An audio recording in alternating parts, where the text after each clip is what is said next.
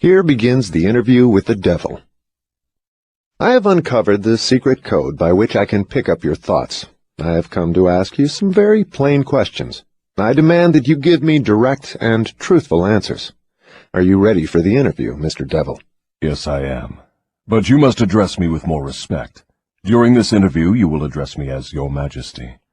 By what right do you demand such royal respect? You should know I control 98% of the people of your world. Do you not think that entitles me to rate as royalty? Have you proof of your claim? Yes, plenty of it.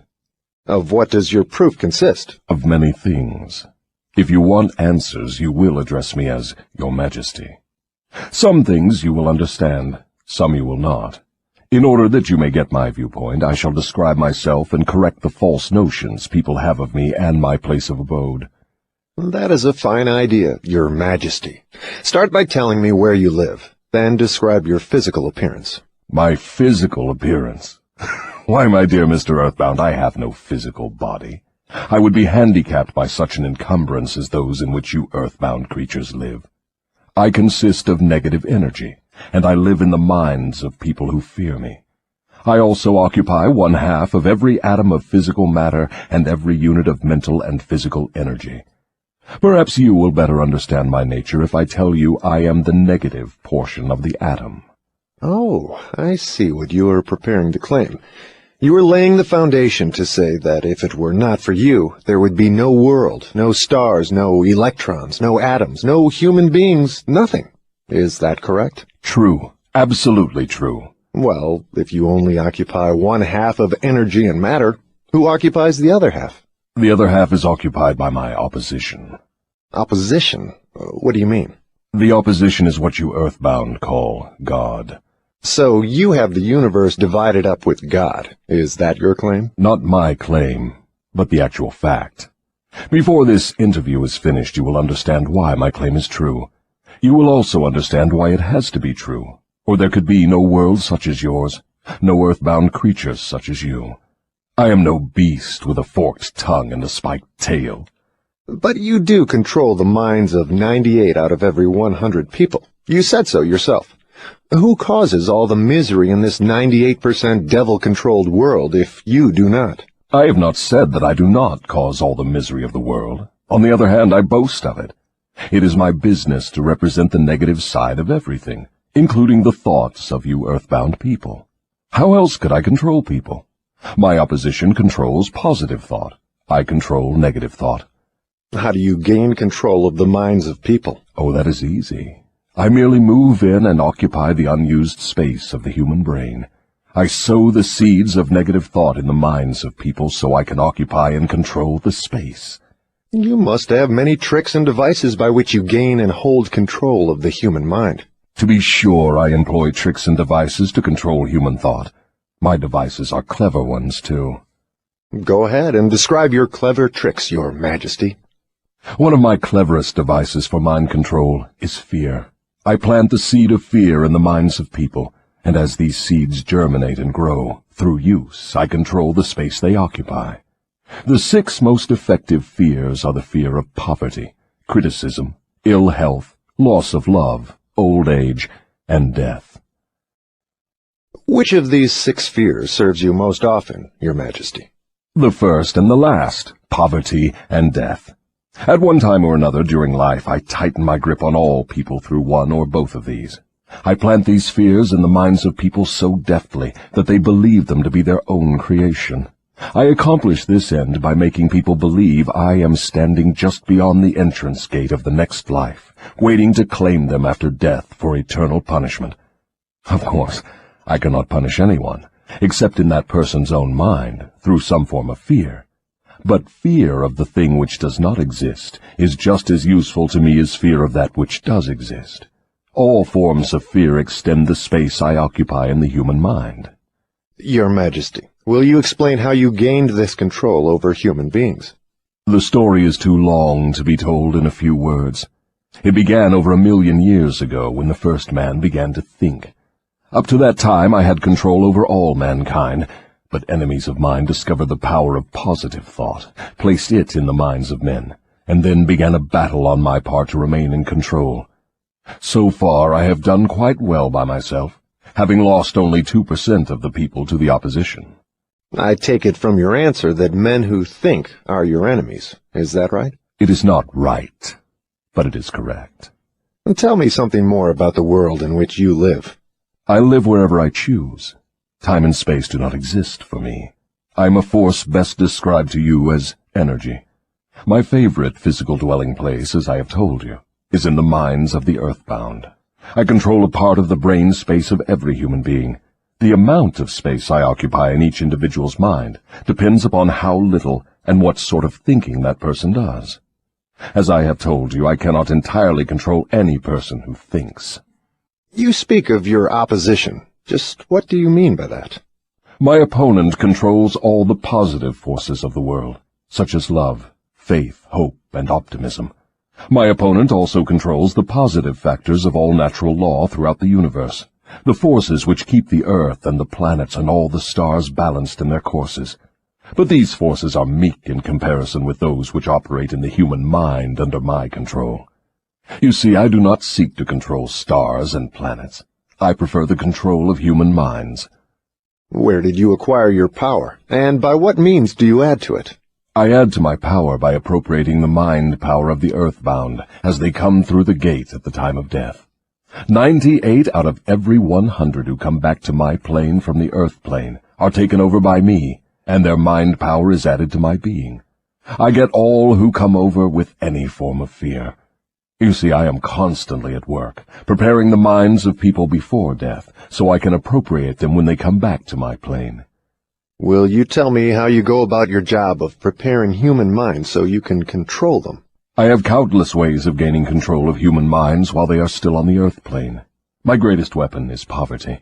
I deliberately discourage people from accumulating material wealth, because poverty discourages men from thinking and makes them easy prey for me. My next best friend is ill health. An unhealthy body discourages thinking. Then I have countless thousands of workers on Earth who aid me in gaining control of human minds. I have these agents placed in every calling.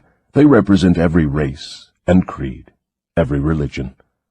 Who are your greatest enemies on Earth, Your Majesty? All who inspire people to think and act on their own initiative are my enemies. Such men as Socrates, Confucius, Voltaire, Emerson, Thomas Paine, and Abraham Lincoln. And you are not doing me any good either. Is it true that you use men who have great wealth? As I have already told you, poverty is always my friend because it discourages independence of thought and encourages fear in the minds of men. Some wealthy men serve my cause, while others do me great damage, depending on how the wealth is used.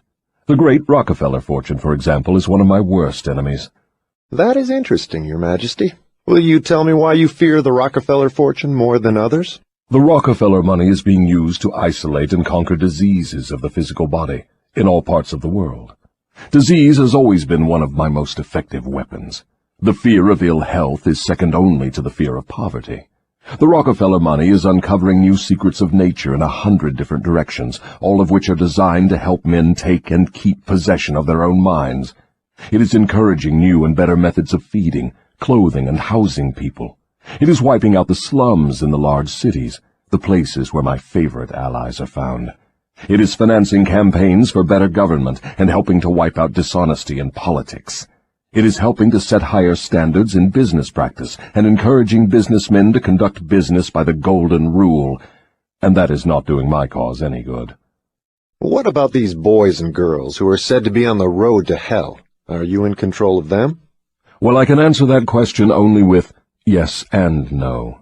I have corrupted the minds of the young by teaching them to drink and smoke, but they have me baffled through their tendency to think for themselves.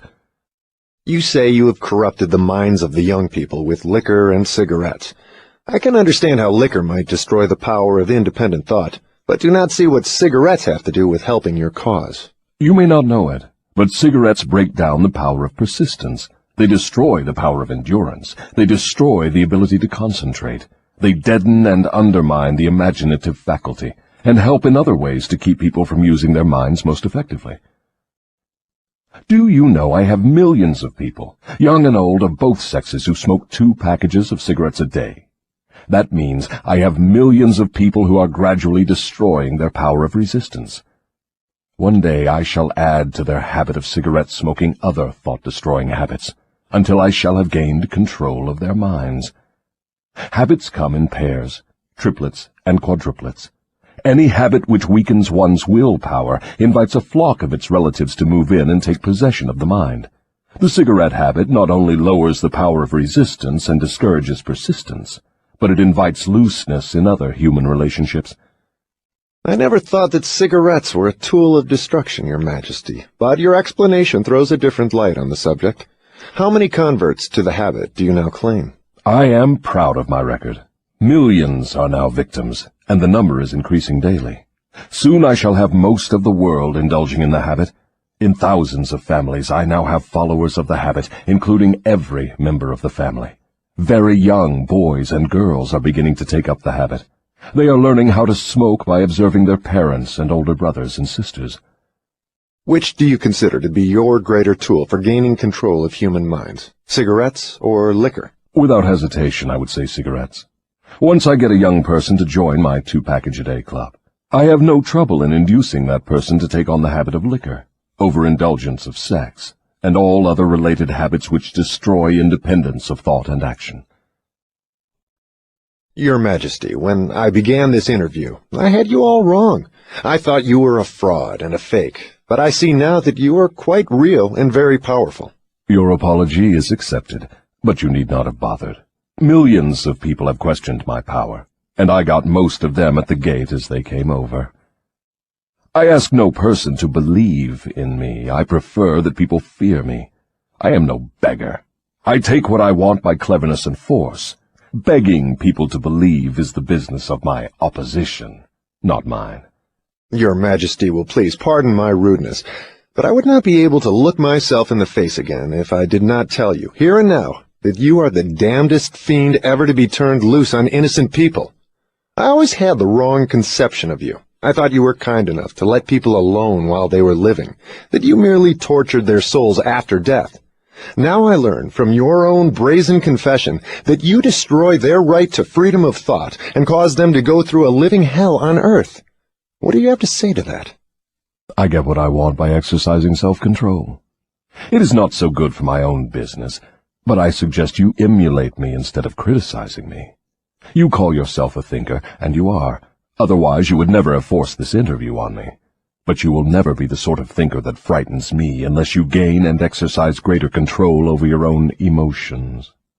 Let us get away from personalities. I came here to learn more about you, not to discuss myself. Please go ahead and tell me of the many tricks you have devised for gaining control of the human mind. What is your most powerful weapon just now? That is a difficult question to answer. I have so many devices for entering human minds and controlling them that it is difficult to say which are the most powerful.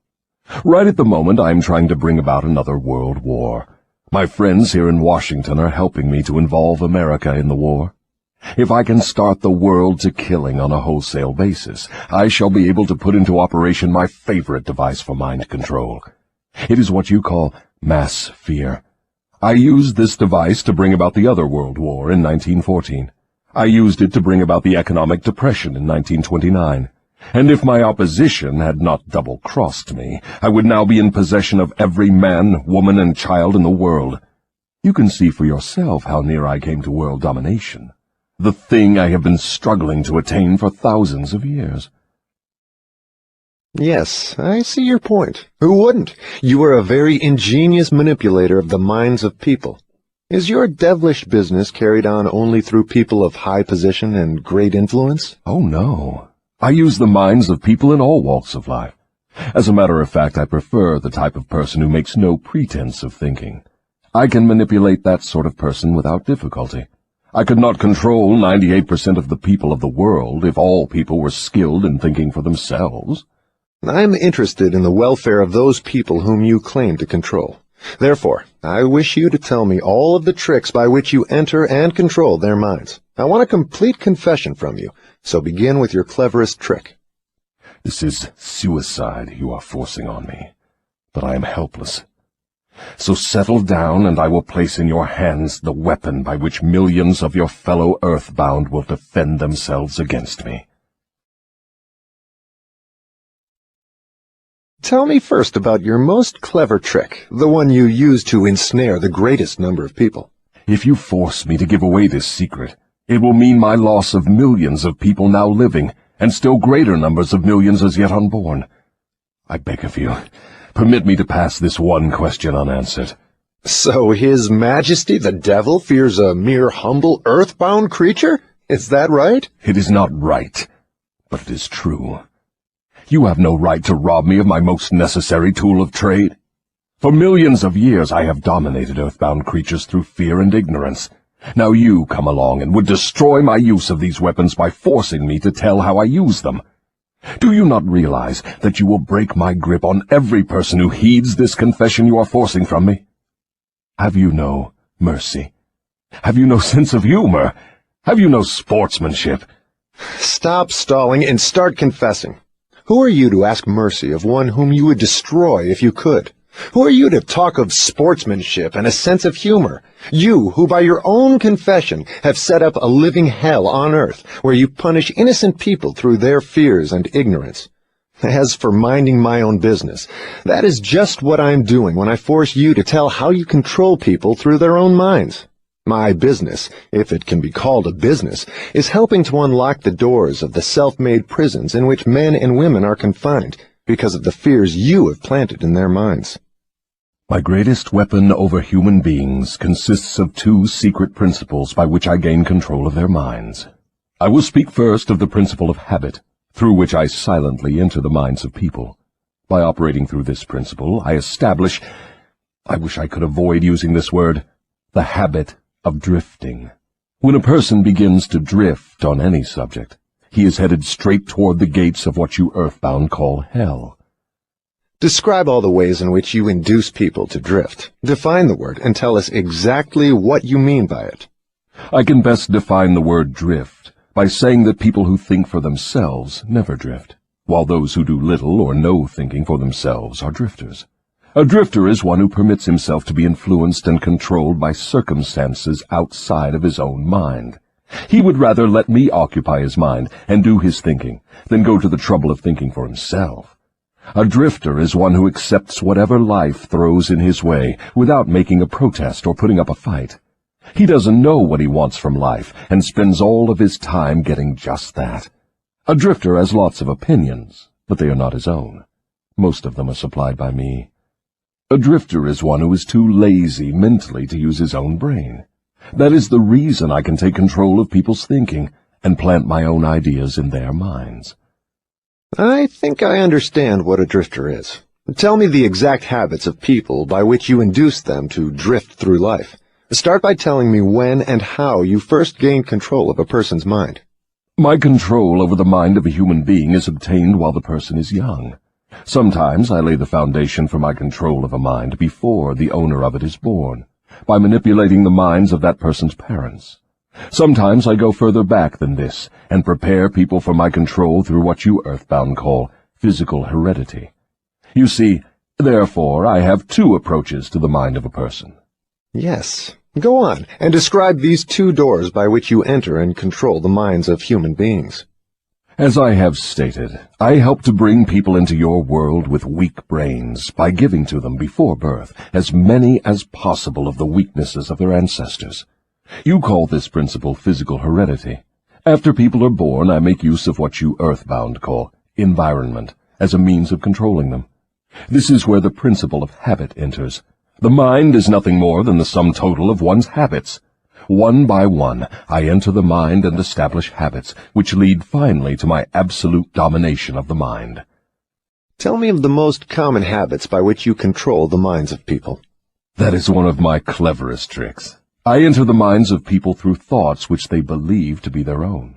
Those most useful to me are fear, superstition, avarice, greed, lust, revenge, anger, vanity, and plain laziness. Through one or more of these I can enter any mind, at any age. But I get my best results when I take charge of a mind while it is young, before its owner has learned how to close any of these 9 doors. Then I can set up habits which keep the doors ajar forever. I'm catching on to your methods. Now, let us go back to the habit of drifting. Tell us all about that habit, since you say it is your cleverest trick in controlling the minds of people. As I said before, I start people drifting during their youth. I induce them to drift through school without knowing what occupation they wish to follow in life. Here I catch the majority of people. Habits are related. Drift in one direction, and soon you will be drifting in all directions. I also use environmental habits to give me a definite grip on my victims. I see. You make it your business to train children in the habit of drifting by inducing them to go through school without aim or purpose. Now, tell me of some of your other tricks with which you cause people to become drifters. Well, my second best trick in developing the habit of drifting is one that I put into operation with the aid of parents and public school teachers and religious instructors. I warn you not to force me to mention this trick. Do not disclose this trick. If you do so, you will be hated by my co-workers who help me use this trick. If you publish this confession in book form, your book will be barred from the public schools. It will be blacklisted by most of the religious leaders. It will be hidden from children by many parents. The newspapers will not dare to give reviews of your book. Millions of people will hate you for writing the book. In fact, no one will like you or your book except those who think, and you know how very few there are of this sort. My advice to you is to let me skip the description of my second best trick. So, for my own good, you wish to withhold the description of your second best trick. No one will like my book except those who think, eh? Very well, go ahead and answer. You'll regret this, Mr. Earthbound, but the joke is on you. By this mistake of yours, you will divert attention from me to yourself. My co-workers, of whom there are millions, will forget about me and hate you for uncovering my methods. Never mind about me. Tell me all about this second best trick of yours with which you induce people to drift with you to hell. My second best trick is not second at all. It is first. It is first because without it I never could gain control of the minds of the youths. Parents, school teachers, religious instructors, and many other adults unknowingly serve my purpose by helping me to destroy in children the habit of thinking for themselves. They go about their work in various ways, never suspecting what they are doing to the minds of children or the real cause of the children's mistakes. I can hardly believe you, Your Majesty. I've always believed that children's best friends were those closest to them, their parents, their school teachers, and their religious instructors. Where would children go for dependable guidance if not to those who have charge of them? That is where my cleverness comes in. There is the exact explanation of how I control 98% of the people of the world. I take possession of people during their youth, before they come into possession of their own minds, by using those who are in charge of them. I especially need the help of those who give children their religious instruction, because it is here that I break down independent thought and start people on the habit of drifting, by confusing their minds with unprovable ideas concerning a world of which they know nothing. It is here also that I plant in the minds of children the greatest of all fears, the fear of hell. I understand that it is easy for you to frighten children with threats of hell, but how do you continue to make them fear you and your hell after they grow up and learn to think for themselves? Children grow up, but they do not always learn to think for themselves. Once I capture the mind of a child through fear, I weaken that child's ability to reason and to think for himself, and that weakness goes with the child all through life. Is that not taking unfair advantage of a human being by contaminating his mind before he comes into full possession of it? Everything is fair that I can use to further my ends. I have no foolish limitations of right and wrong. Might is right with me. I use every known human weakness to gain and keep control of the human mind. I understand your devilish nature. Now, let us get back to further discussion of your methods of inducing people to drift to hell here on Earth. From your confession, I see that you take charge of children while their minds are young and pliable. Tell me more of how you use parents, teachers, and religious leaders to ensnare people into drifting. One of my favorite tricks is to coordinate the efforts of parents and religious instructors, so they work together in helping me to destroy the children's power to think for themselves. I use many religious instructors to undermine the courage and power of independent thought of children by teaching them to fear me. But I use parents to aid the religious leaders in this great work of mine. How do parents help religious leaders destroy their children's power to think for themselves? I never heard of such a monstrosity. I accomplish this through a very clever trick. I cause the parents to teach their children to believe as the parents do in connection with religion, politics, marriage, and other important subjects. In this way, as you can see, when I gain control of the mind of a person, I can easily perpetuate the control by causing that person to help me fasten it upon the minds of his offspring. In what other ways do you use parents to convert children into drifters? I cause children to become drifters by following the example of their parents, most of whom I have already taken over and bound eternally to my cause. In some parts of the world, I gain mastery over children's minds and subdue their willpower in exactly the same way that men break and subdue animals of lower intelligence. It makes no difference to me how a child's will is subdued, as long as it fears something. I will enter its mind through that fear and limit the child's power to think independently. It seems that you go out of your way to keep people from thinking. Yes, accurate thought is death to me. I cannot exist in the minds of those who think accurately. I do not mind people thinking, as long as they think in terms of fear, discouragement, hopelessness, and destructiveness. When they begin to think in constructive terms of faith, courage, hope, and definiteness of purpose, they immediately become allies of my opposition, and are therefore lost to me. I'm beginning to understand how you gain control of the minds of children through the help of their parents and religious instructors, but I do not see how the school teachers help you in this damnable work. School teachers help me gain control of the minds of children, not so much by what they teach the children, as because of what they do not teach them. The entire public school system is so administered that it helps my cause by teaching children almost everything except how to use their own minds and think independently. I live in fear that someday some courageous person will reverse the present system of school teaching and deal my cause a death blow by allowing the students to become the instructors, using those who now serve as teachers only as guides to help the children establish ways and means of developing their own minds from within. When that time comes, the school teachers will no longer belong to my staff. I was under the impression that the purpose of all schooling was to help children to think. That may be the purpose of schooling, but the system in most of the schools of the world does not carry out the purpose. School children are taught not to develop and use their own minds, but to adopt and use the thoughts of others. This sort of schooling destroys the capacity for independent thought, except in a few rare cases where the children rely so definitely upon their own willpower that they refuse to allow others to do their thinking. Accurate thought is the business of my opposition, not mine. What relationship, if any, has your opposition with the homes, the churches, and the schools? Your reply to this question should be interesting. Here is where I make use of some more of my clever tricks. I cause it to appear that everything done by the parents, the school teachers, and the religious instructors is being done by my opposition. This diverts attention from me, while I manipulate the minds of the young. When religious instructors try to teach children the virtues of my opposition, they generally do so by frightening them with my name. That is all I ask of them.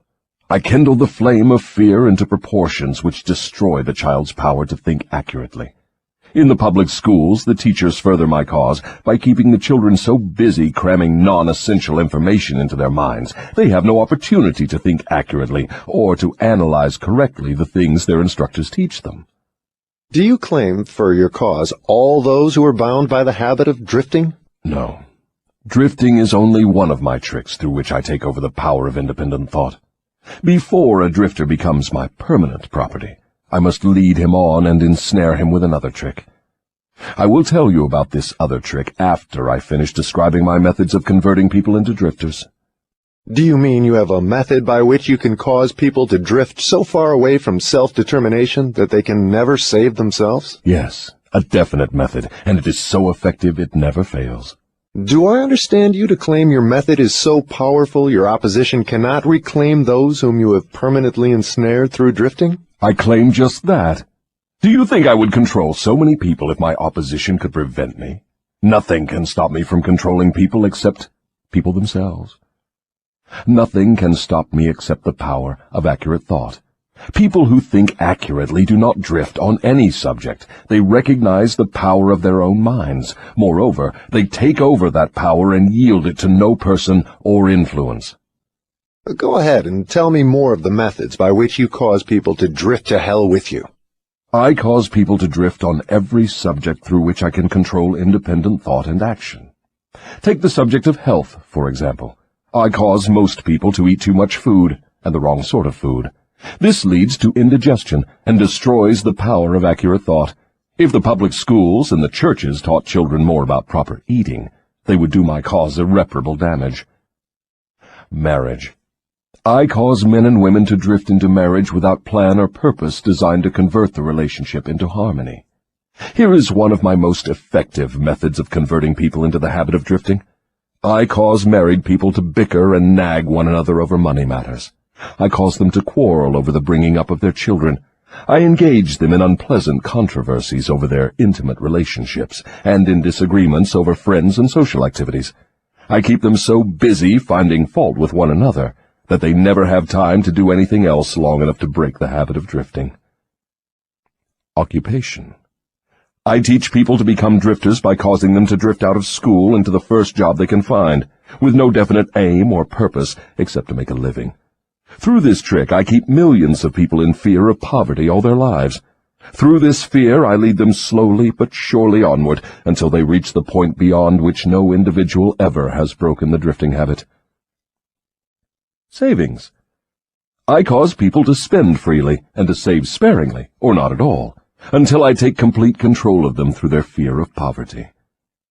Environment.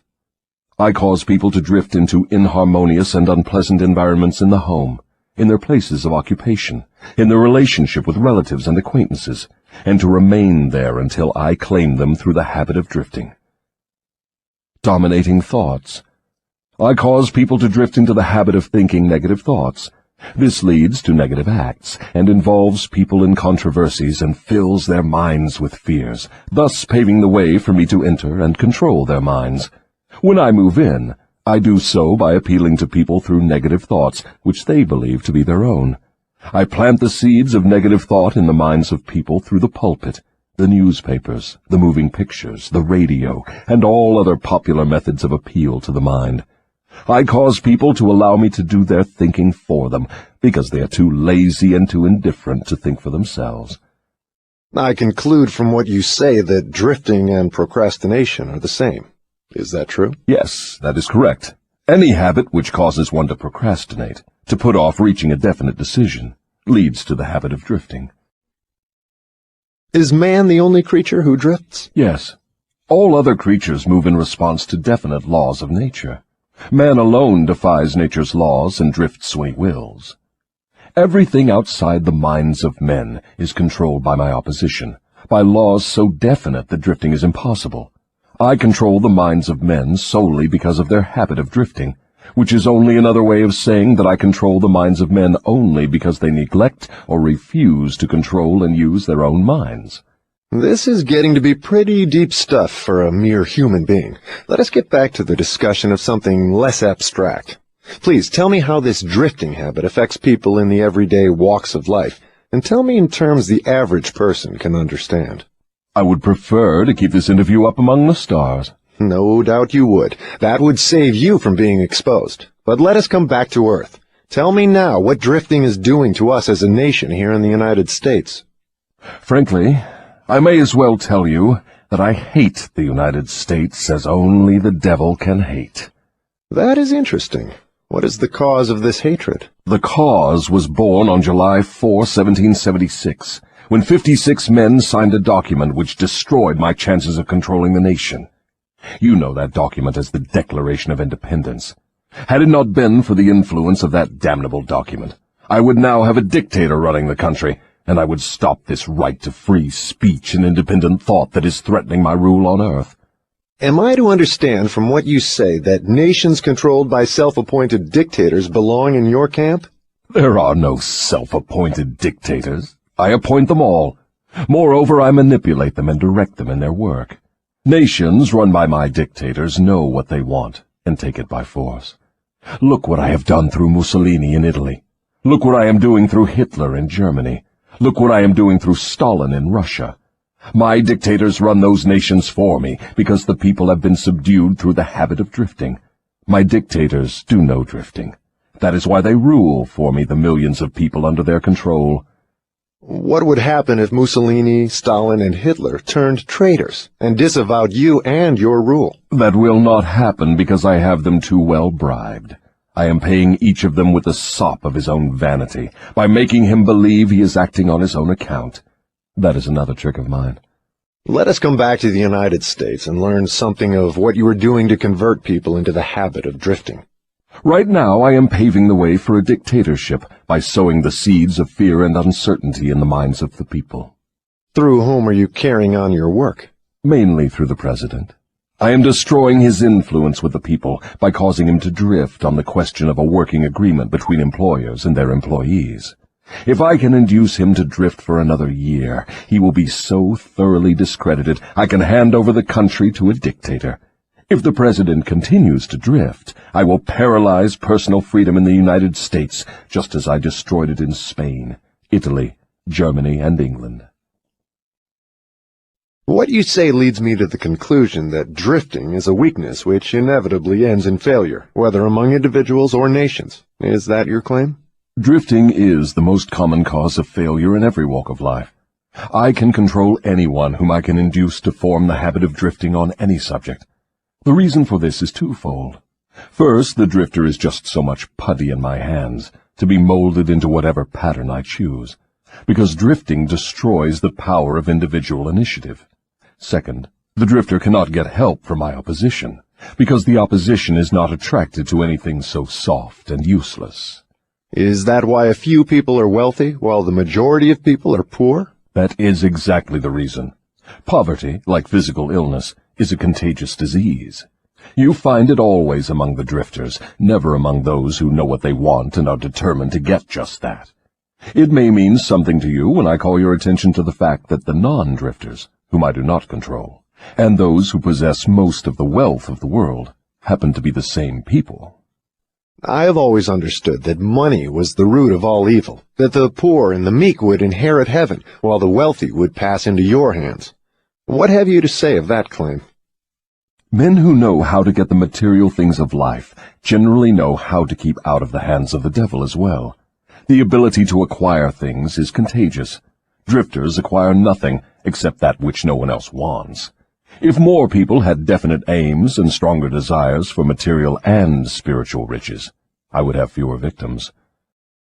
I assume, from what you say, that you do not claim fellowship with the industrial leaders. Evidently, they are not friends of yours? Friends of mine.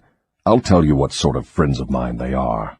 They have belted the entire country with good roads, thus bringing into close communion the people of both city and country. They have converted ores into steel, with which they have built the skeletons of great skyscrapers. They have harnessed electrical power and converted it into 1,000 uses, all designed to give man time to think. They have provided through the automobile personal transportation to the humblest citizen, thus giving to everyone the freedom of travel. They have provided every home with instantaneous news of what is happening in all parts of the world through the aid of the radio. They have reared libraries in every city, town, and hamlet, and have filled them with books, giving to all who read a complete outline of the most useful knowledge mankind has gathered from his experiences. They have given the humblest citizen the right to express his own opinion on any subject, at any time, anywhere, without fear of molestation. And they have seen to it that every citizen may help make his own laws, levy his own taxes, and manage his own country through the ballot. These are but some of the things the industrial leaders have done to give every citizen the privilege of becoming a non-drifter. Do you think these men have helped my cause?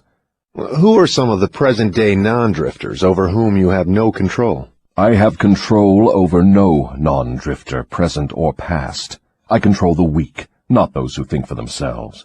Go ahead and describe a typical drifter. Give your description point by point so I can recognize a drifter when I see him. The first thing you will notice about a drifter is his total lack of a major purpose in life. He will be conspicuous by his lack of self-confidence. He will never accomplish anything requiring thought and effort. He spends all he earns, and more, too, if he can get credit. He will be sick or ailing from some real or imaginary cause, and calling to high heaven if he suffers the least physical pain. He will have little or no imagination. He will lack enthusiasm and initiative to begin anything he is not forced to undertake, and he will plainly express his weakness by taking the line of least resistance whenever he can do so. He will be ill-tempered and lacking in control over his emotions. His personality will be without magnetism, and it will not attract other people. He will have opinions on everything but accurate knowledge of nothing. He may be jack of all trades, but good at none. He will neglect to cooperate with those around him, even those on whom he must depend for food and shelter. He will make the same mistake over and over again, never profiting by failure.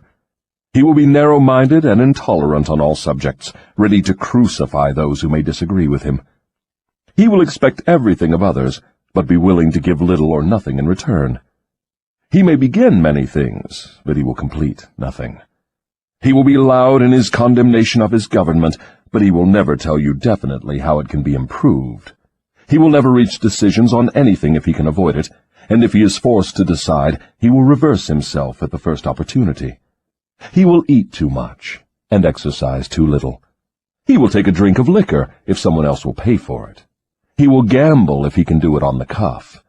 He will criticize others who are succeeding in their chosen calling. In brief, the drifter will work harder to get out of thinking than most others work in earning a good living. He will tell a lie rather than admit his ignorance on any subject. If he works for others, he will criticize them to their backs and flatter them to their faces. You have given me a graphic description of the drifter. Please now describe the non-drifter so that I may recognize him on sight. The first sign of a non-drifter is this. He is always engaged in doing something definite, through some well-organized plan which is definite. He has a major goal in life toward which he is always working, and many minor goals, all of which lead toward his central scheme. The tone of his voice, the quickness of his step, the sparkle in his eyes, the quickness of his decisions clearly mark him as a person who knows exactly what he wants and is determined to get it, no matter how long it may take, or what price he must pay. If you ask him questions, he gives you direct answers, and never falls back on evasions or resorts to subterfuge. He extends many favors to others, but accepts favors sparingly, or not at all. He will be found up front, whether he is playing a game or fighting a war. If he does not know the answers, he will say so, frankly. He has a good memory, never offers an alibi for his shortcomings. He never blames others for his mistakes, no matter if they deserve the blame. He used to be known as a go-getter, but in modern times he is called a go-giver. You will find him running the biggest business in town, living on the best street, driving the best automobile, and making his presence felt wherever he happens to be. He is an inspiration to all who come into contact with his mind. The major distinguishing feature of the non-drifter is this. He has a mind of his own, and uses it for all purposes. Is the non-drifter born with some mental, physical, or spiritual advantage not available to the drifter? No. The major difference between the drifter and the non-drifter is something equally available to both. It is simply the prerogative right of each to use his own mind and think for himself. What brief message would you send to the typical drifter if you wished to cure him of this evil habit? I would admonish him to wake up and give. Give what? Some form of service useful to as many people as possible. So the non-drifter is supposed to give, is he? Yes, if he expects to get, and he must give before he gets. Some people doubt that you exist. I wouldn't worry about that if I were you. Those who are ready to be converted from the habit of drifting will recognize the authenticity of this interview by its soundness of counsel. The others are not worth the trouble it would take to convert them. Why do you not try to stop me from publishing this confession I'm wringing from you? Because that would be the surest of all ways to guarantee you will publish it. I have a better plan than trying to suppress publication of my confession. I will urge you to go ahead with the publication, then sit back and watch you suffer when some of my faithful drifters begin to make things hot for you. I will not need to deny your story. My followers will do that for me. See if they don't. If this confession of yours stopped right here, Your statement would be sound, but fortunately for millions of your victims who will gain their release because of your confession, this interview will continue until you have supplied me with the weapon by which you will eventually be restrained from domination of people through their fears and superstitions. Remember, Your Majesty, your confession has just begun. After I wring from you a description of the methods by which you control people, I will force you also to give the formula by which your control can be broken at will. It is true I shall not remain here long enough to defeat you, but the published word I leave behind me will be deathless, because it will consist of truth. You fear the opposition of no individual, because you know it will be short, but you do fear truth. You fear truth and nothing else, for the reason it is slowly but definitely giving human beings freedom from all manner of fear. Without the weapon of fear, you would be helpless and entirely unable to control any human being. Is that true or false? I have no alternative but to admit that what you say is true. Now that we understand each other, let us go ahead with your confession. But before we continue, I may as well take time out to do a little boasting on my own account, now that you have had your fling at it. I will confine myself to one question, the answer to which will give me all the satisfaction I want. Is it not true that you control only the minds of those who have allowed the drifting habit to be fixed upon them? Yes, that is true. I have already admitted this truth in a dozen or more different ways. Why do you tantalize me by repeating the question? There is power in repetition. I'm forcing you to repeat the highlights of your confession in as many different ways as possible, so your victims may check this interview and determine its soundness by their own experiences with you. That is one of my little tricks. Do you approve of my method? You couldn't be setting a trap for me for the purpose of doing some more boasting, could you? I am asking the questions and you are doing the answering. Go ahead now and confess why you are powerless to stop me from forcing this confession from you. I want your confession for aid and comfort to victims of yours whom I intend to release from your control the moment they read your confession. I am powerless to influence or control you, because you have found the secret approach to my kingdom. You know that I exist only in the minds of people who have fears.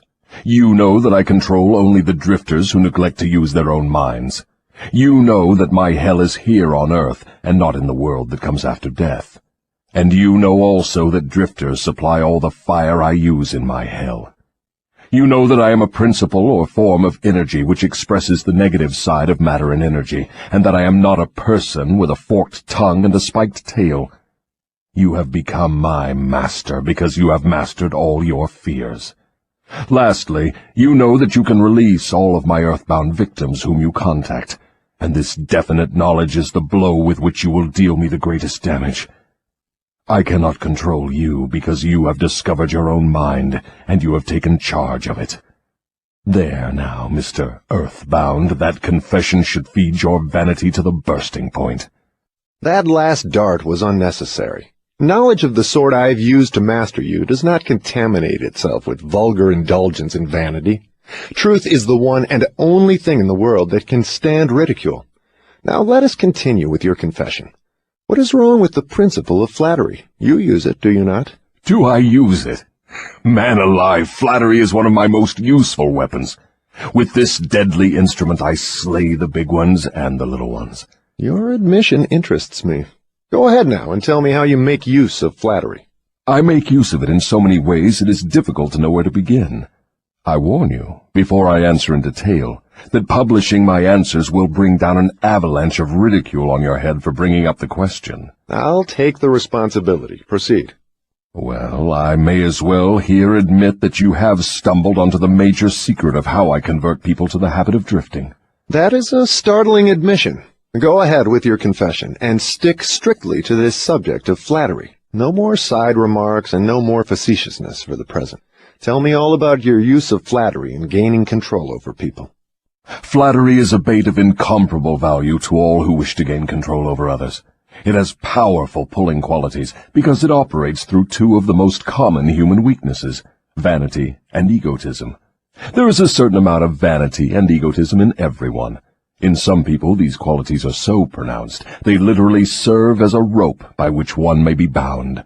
The best of all ropes is flattery. Flattery is the chief bait through which men seduce women. Sometimes, in fact, frequently, women use the same bait to gain control of men, especially men who cannot be mastered through sex appeal. I teach its use to both men and women. Flattery is the chief bait with which my agents weave their way into the confidence of people from whom they procure information needed to carry on warfare. Wherever anyone stops to feed his vanity on flattery, I move in and begin to build another drifter. Non-drifters are not easily flattered. I inspire people to use flattery in every human relationship where its use is possible, because those who are influenced by it become easy victims of the drifting habit. Can you control anyone who is amenable to flattery? Very easily. As I have already told you, flattery is of major importance in alluring people into the habit of drifting. At what age are people most susceptible to flattery? Age has nothing to do with one's susceptibility to flattery. People respond to it in one way or another from the time they become conscious of their own existence until they die. Through what motive can women be most easily flattered? Their vanity. Tell a woman she is pretty or that she wears clothes well. What motive is most effective in harpooning men? Egotism, with a capital E. Tell a man he has a strong Herculean body or that he is a great business tycoon, and he will purr like a cat and smile like an opossum. After that, you know what happens. Are all men like that? Oh, no. 2 out of every 100 have their egotism so thoroughly under control that even an expert flatterer couldn't get under their skins with a double-edged butcher knife. How does a cunning woman apply her art of flattery in attracting men? Great heavens, man, do I have to draw a picture of her method for you? Have you no imagination? Oh, yes, I have imagination enough, Your Majesty. But I'm thinking of the poor dupes of the world who need to understand the exact technique with which they may be flattered into the habit of drifting. Go on and tell us how a woman can harpoon rich and presumably smart men. This is a devilish trick to play on women, but since you demand the information, I am helpless to withhold it. Women influence men through a technique consisting first of ability to inject soft, cooing baby tones into their voices, and second, by closing their eyes into a half-closed position which registers hypnotism in connection with the flattery of men. Is that all there is to the business of flattery? No, that is only the technique. Then comes the motive a woman uses as a lure. The type of woman you perhaps have in mind never sells a man herself or anything she can give him. Instead, she sells him his own egotism. Is that all that women use when they wish to flatter men? That is the most effective thing they use. It works when sex appeal fails. So, I am to believe that big, strong, smart men can be wound up and manipulated through flattery just as if they were so much putty? Is that possible? Is it possible? It is happening every minute of the day. Moreover, unless they are non-drifters, the bigger they come, the harder they fall when the expert flatterer moves in on them. Tell me of some of your other tricks with which you cause people to drift in life. One of my most effective devices is failure. The majority of people begin to drift as soon as they meet with opposition, and not 1 out of 10,000 will keep on trying after failing 2 or 3 times. So it is your business to induce people to fail whenever you can. Is that correct? You have it right. Failure breaks down one's morale, destroys self-confidence, subdues enthusiasm, dulls imagination, and drives away definiteness of purpose. Without these qualities, no one can permanently succeed in any undertaking.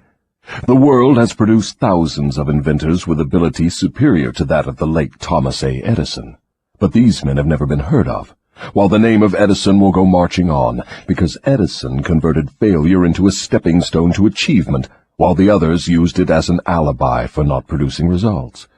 Is the capacity to surmount failure without being discouraged one of Henry Ford's chief assets? Yes, and this same quality is the chief asset of every man who attains outstanding success in any calling. That statement covers lots of territory, Your Majesty. Do you not wish to modify it or tone it down a bit for the sake of accuracy? No modification is necessary, because the claim is none too broad. Search accurately into the lives of men and women who achieve enduring success, and you will find without exception that their success has been in exact proportion to the extent that they surmounted failure. The life of every successful person loudly acclaims that which every true philosopher knows. Every failure brings with it the seed of an equivalent success. But the seed will not germinate and grow under the influence of a drifter. It springs to life only when it is in the hands of one who recognizes that most failures are only temporary defeat, and who never, under any circumstances, accepts defeat as an excuse for drifting.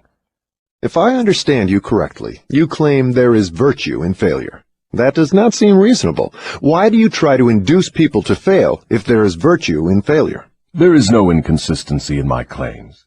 The appearance of inconsistency is due to your lack of understanding. Failure is a virtue only when it does not lead one to quit trying and begin drifting. I induce as many people as I can to fail as often as possible, for the reason that not 1 out of 10,000 will keep on trying after failing 2 or 3 times. I am not concerned about the few who convert failures into stepping stones, because they belong to my opposition anyway. They are the non-drifters, and therefore they are beyond my reach. Your explanation clears up the matter. Now go ahead and tell me of some of your other tricks with which you allure people into drifting. One of my most effective tricks is known to you as propaganda. This is the instrument of greatest value to me in setting people to murdering one another under the guise of war. The cleverness of this trick consists mainly of the subtlety with which I use it. I mix propaganda with the news of the world. I have it taught in public and private schools. I see that it finds its way into the pulpit. I color moving pictures with it. I see that it enters every home where there is a radio. I inject it into billboard, newspaper, and radio advertising. I spread it in every place of business where people work.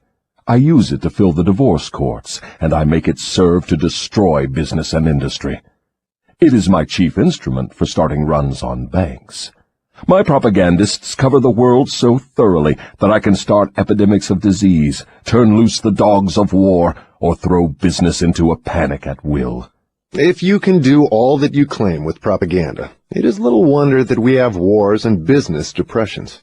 Give me a simple description of what you mean by the term propaganda. Just what is it, and how does it work? I wish to know particularly how you cause people to drift through the use of this devilish device. Propaganda is any device, plan, or method by which people can be influenced without knowing that they are being influenced, or the source of the influence. Propaganda is used in business for the purpose of discouraging competition. Employers use it to gain advantage over their employees. The employees retaliate by using it to gain advantage over their employers. In fact, it is used so universally and through such a smooth and beautiful streamlined technique that it looks harmless even when it is detected. I suppose some of your boys are now engaged in preparing the minds of the American people to drift into some form of dictatorship. Tell me how they work. Yes, millions of my boys are preparing Americans to become Hitlerized. My best boys are working through politics and labor organization. We intend to take over the country with ballots instead of bullets. Americans are so sensitive they would never stand the shock of seeing their form of government changed with the aid of machine guns and tank cars. So our propaganda boys are serving them a diet they will swallow by stirring up strife between employers and employees and turning the government against business and industry. When propaganda has done its work thoroughly, one of my boys will move in as dictator, and the 9 old men on your Supreme Court with their silly notions of the Constitution will move out. Everyone will be given a job or fed from the government treasury.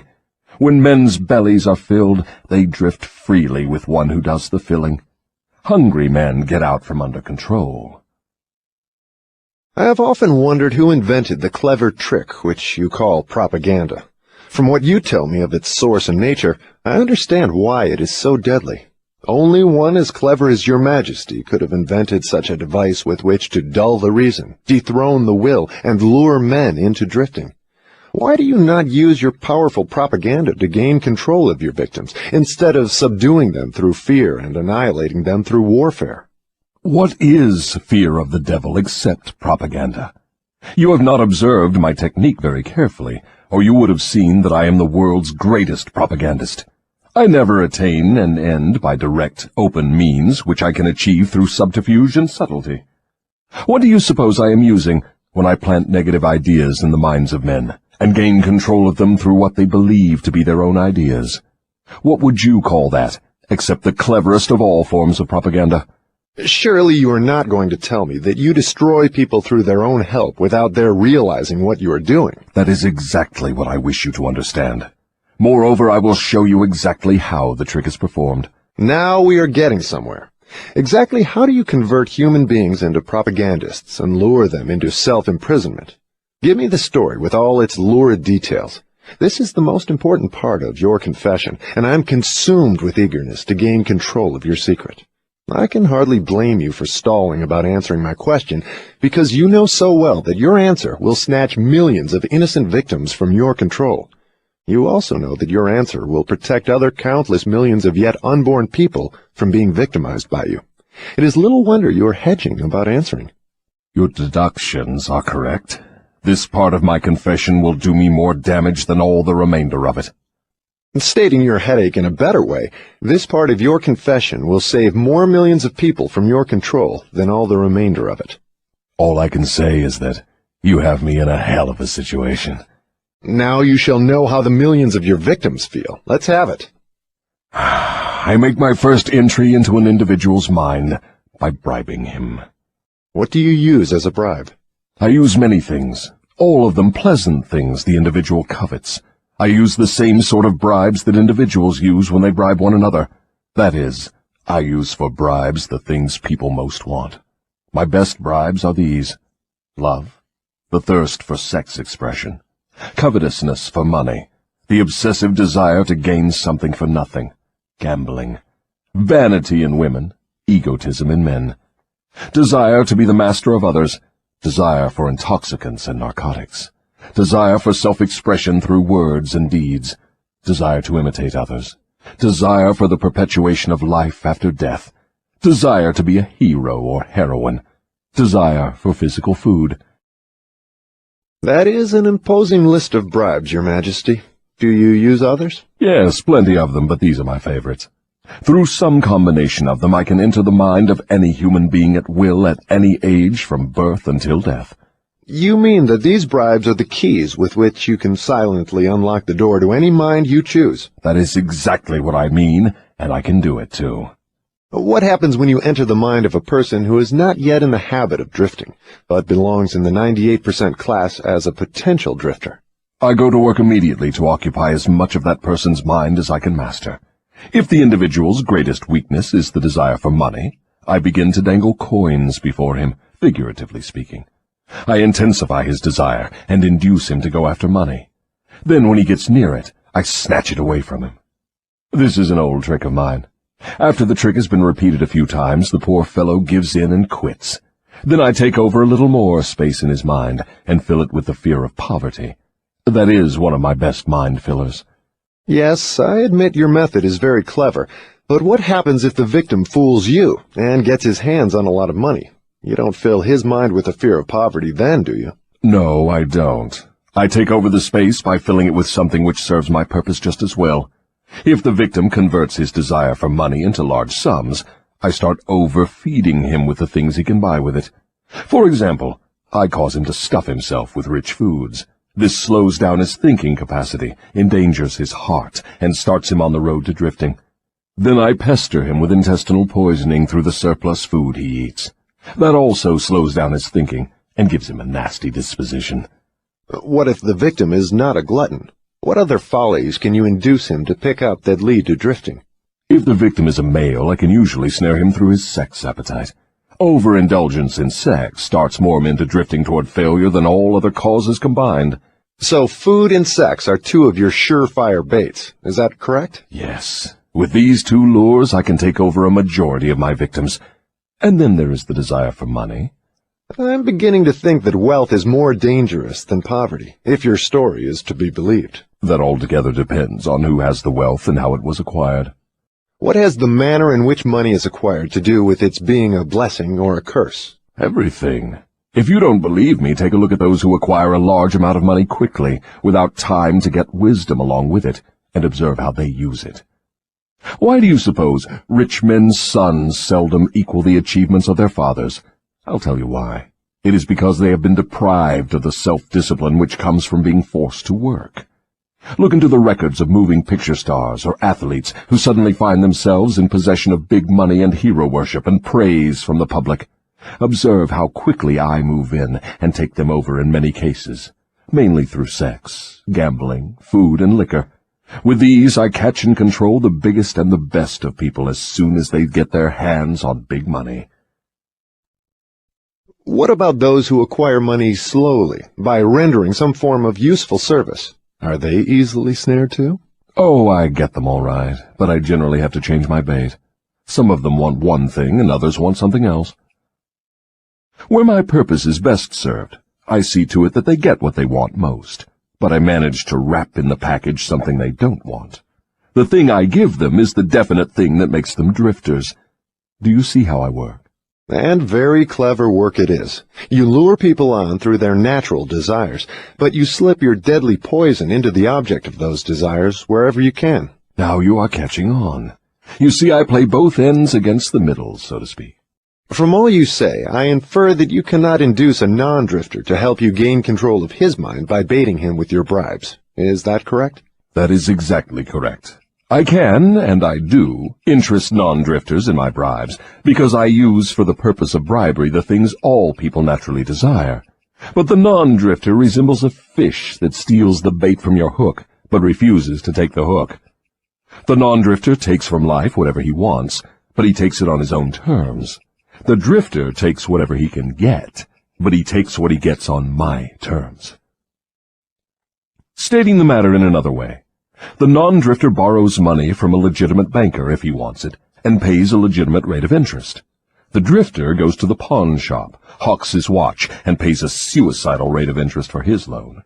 So I draw from your claims the conclusion that your hand is mixed up somehow in all of people's troubles and miseries, even though your presence may not be visible.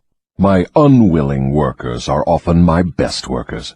You see, my unwilling workers are those whom I cannot control with some combination of bribes, people whom I have to master by fear or through some form of misfortune.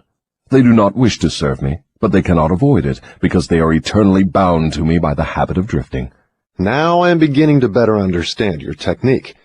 You bribe your victims through their natural desires and lead them astray while you induce them to become drifters if they respond to your lure. If they refuse to respond, you plant the seed of fear in their minds, or trap them through some form of misfortune, and hog-tie them while they are down. Is that your method? That is exactly the way I work. Clever, don't you think?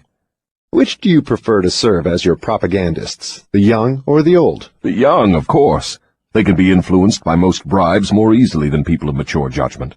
Moreover, they have longer to remain in my service. Your Majesty has given me a clear description of drifting. Tell me what must be done to ensure against the habit of drifting. I want a complete formula that anyone can use. Protection against drifting lies within easy reach of every human being who has a normal body and a sound mind. The self-defense can be applied through these simple methods. 1. Do your own thinking on all occasions. The fact that human beings are given complete control over nothing save the power to think their own thoughts is laden with significance. 2. Decide definitely what you want from life, then create a plan for attaining it, and be willing to sacrifice everything else if necessary, rather than accept permanent defeat. 3. Analyze temporary defeat, no matter of what nature or cause, and extract from it the seed of an equivalent advantage. 4. Be willing to render useful service equivalent to the value of all material things you demand of life, and render the service first. 5. Recognize that your brain is a receiving set that can be attuned to receive communications from the universal storehouse of infinite intelligence, to help you transmute your desires into their physical equivalent. 6. Recognize that your greatest asset is time, the only thing except the power of thought which you own outright, and the one thing which can be shaped into whatever material things you want. Budget your time so none of it is wasted. 7. Recognize the truth that fear generally is a filler with which the devil occupies the unused portion of your mind, that it is only a state of mind which you can control by filling the space it occupies with faith in your ability to make life provide you with whatever you demand of it. 8. When you pray, do not beg. Demand what you want, and insist upon getting exactly that, with no substitutes. 9. Recognize that life is a cruel taskmaster, and that either you master it, or it masters you. There is no halfway or compromising point. Never accept from life anything you do not want. If that which you do not want is temporarily forced upon you, you can refuse, in your own mind, to accept it, and it will make way for the thing you do want. 10. Lastly, remember that your dominating thoughts attract, through a definite law of nature, by the shortest and most convenient route, their physical counterpart. Be careful what thoughts you dwell upon. That list looks imposing. Give me a simple formula, combining all the 10 points. If you had to combine all 10 in one, what would it be? Be definite in everything you do and never leave unfinished thoughts in the mind. Form the habit of reaching definite decisions on all subjects. Can the habit of drifting be broken, or does it become permanent once it has been formed? The habit can be broken if the victim has enough willpower, providing it is done in time. There is a point beyond which the habit can never be broken. Beyond that point, the victim is mine. He resembles a fly that has been caught in a spider's web. He may struggle, but he cannot get out. Each move he makes entangles him more securely. The web in which I entangle my victims permanently is a law of nature not yet isolated by or understood by men of science. What is this mysterious law through which you take permanent control of people's bodies, even before you take over their souls? The whole world will want to know more about this law and how it operates. It will be hard to describe the law so you will understand it, but you may call it hypnotic rhythm. It is the same law through which people can be hypnotized. So you have the power to use the laws of nature as a web in which you bind your victims in eternal control. Is that your claim? That is not only my claim, it is the truth. I take over their minds and bodies even before they die whenever I can lure them or frighten them into hypnotic rhythm. What is hypnotic rhythm? How do you use it to gain permanent mastery over human beings? I will have to go back into time and space and give you a brief elementary description of how nature uses hypnotic rhythm. Otherwise, you will not be able to understand my description of how I use this universal law to control human beings. Go ahead, but keep your story confined to simple illustrations which come within the range of my own experience and knowledge of natural laws. Very well. I shall do my best. You, of course, know that nature maintains a perfect balance between all the elements and all the energy in the universe. You can see that the stars and the planets move with perfect precision, each one keeping its own place in time and space. You can see that the seasons of the year come and go with perfect regularity. You can see that an oak tree grows from an acorn, and a pine grows from the seed of its ancestor. An acorn never produces a pine, and a pine seed never produces an oak. These are simple things which anyone can understand. What one cannot see is the universal law through which nature maintains perfect balance throughout the myriad of universes. You, Earthbound, caught a fragmentary glimpse of this great universal law when Newton discovered that it holds your Earth in its position and causes all material objects to be attracted toward the center of the Earth. He called the law gravitation. But he did not go far enough in his study of the law. If he had, he would have discovered that the same law which holds your Earth in position and helps nature maintain a perfect balance over the 4 dimensions, in which all matter and energy are contained, is the web in which I entangle and control the minds of human beings. Tell me more of this astounding law of hypnotic rhythm. As I have already stated, there is a universal form of energy with which nature keeps a perfect balance between all matter and energy. She makes specialized use of this universal building material by breaking it up into different wavelengths. The breaking up process is carried on through habit. You will better understand what I am trying to convey if I compare it with the method by which one learns to play music. At first, the notes are memorized in the mind. Then they are related to one another through melody and rhythm. By repetition, the melody and rhythm become fixed in the mind. Observe how relentlessly the musician must repeat a tune before he masters it. Through repetition, the musical notes blend, and then you have music. Any impulse of thought that the mind repeats over and over through habit forms an organized rhythm. Undesirable habits can be broken, They must be broken before they assume the proportions of rhythm. Are you following me? Yes. Well, to continue, rhythm is the last stage of habit. Any thought or physical movement which is repeated over and over through the principle of habit finally reaches the proportion of rhythm. Then the habit cannot be broken, because nature takes it over and makes it permanent. It is something like a whirlpool in water. An object may keep floating indefinitely unless it is caught in a whirlpool. Then it is carried round and round, but it cannot escape. The energy with which people think may be compared with water in a river. So this is the way in which you take control of the minds of people, is it? Yes. All I have to do to gain control over any mind is to induce its owner to drift.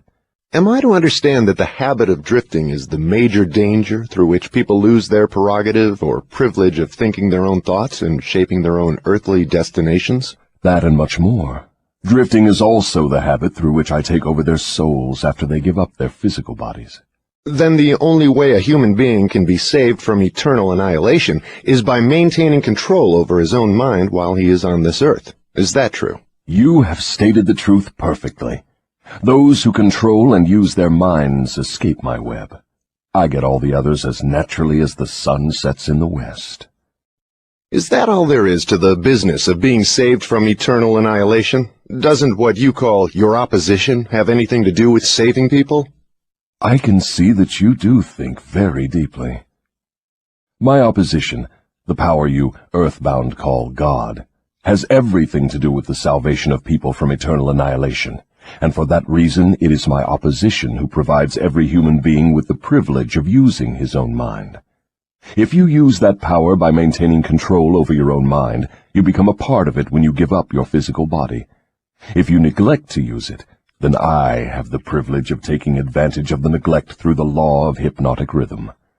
How much of a person do you take over when you gain control of him? Everything that is left after he ceases to control and use his own mind. In other words, when you gain control of a person, you take over all there is of his individuality up to the time that he quits using his own mind. Is that correct? That is how I operate. What do you do with people whom you control before death? Of what good are they to you while they live? I use them, or what is left of them after I take charge, as propagandists to help me prepare the minds of others to drift.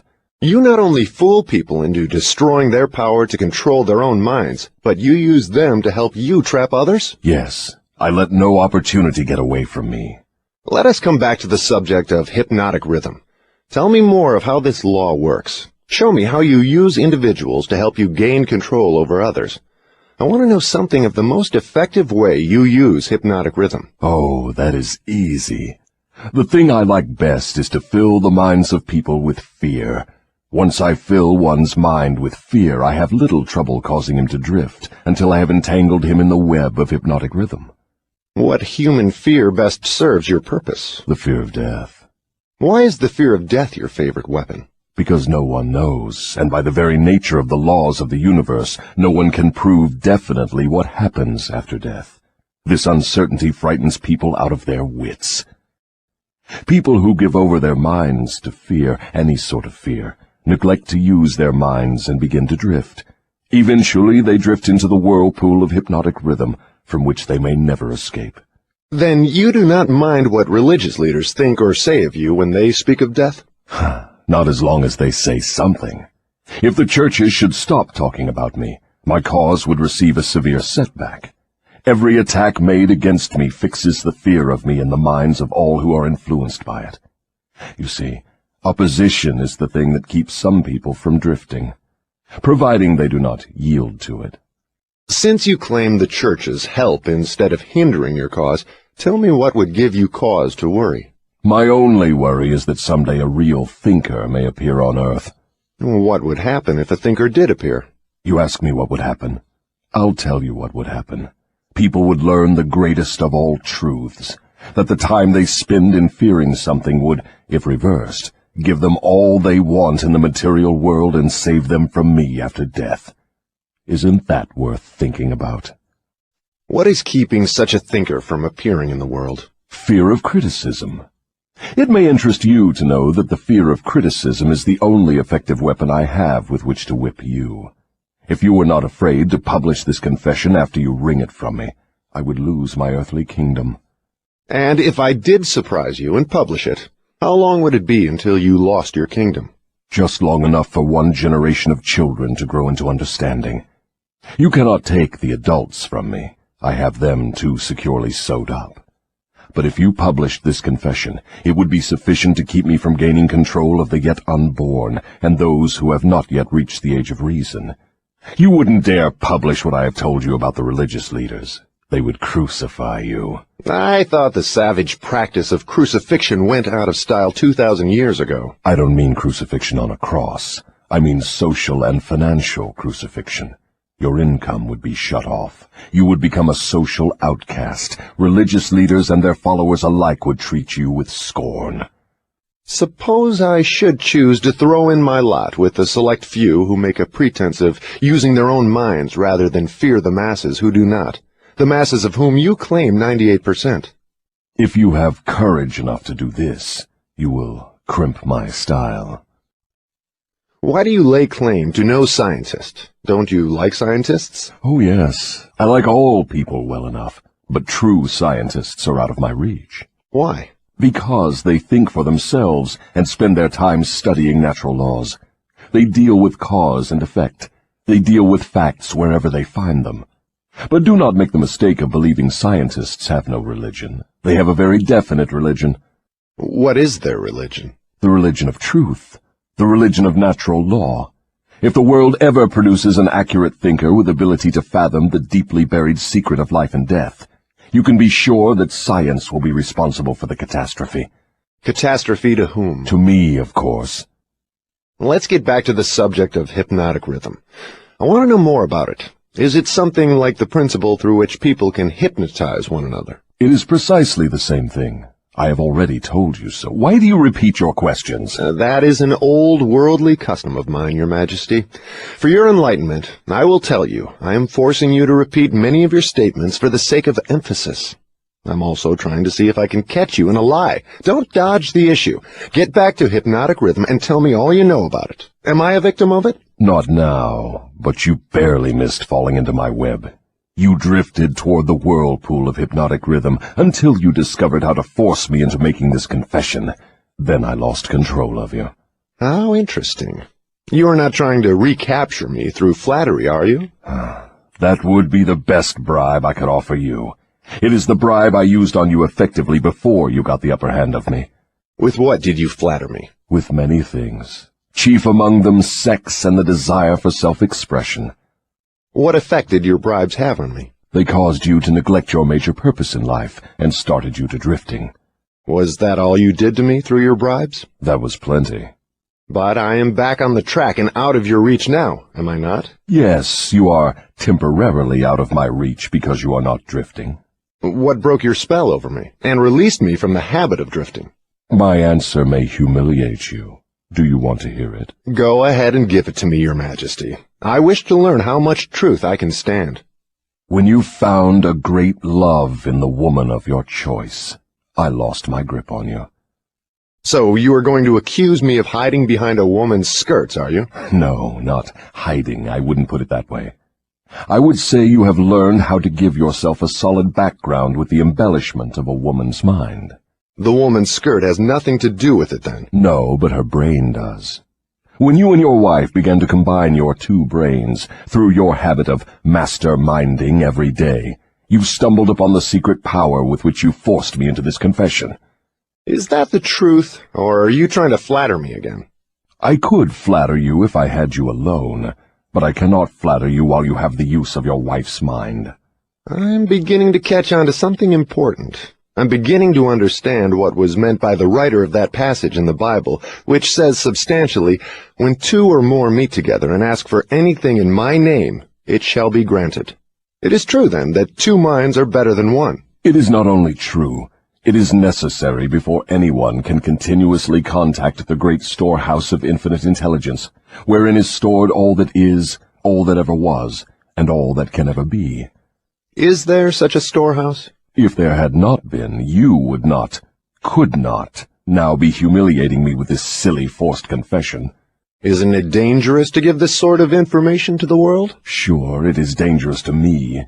If I were you, I would not give it out. Let us get back now to the technique through which you fasten on your victims the habit of drifting. What is the very first step a drifter must take to break the habit? A burning desire to break it.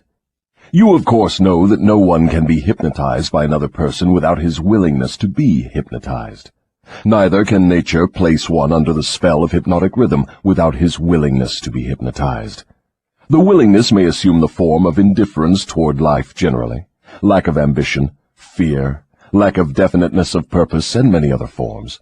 Nature does not need one's consent in order to place him under the spell of hypnotic rhythm.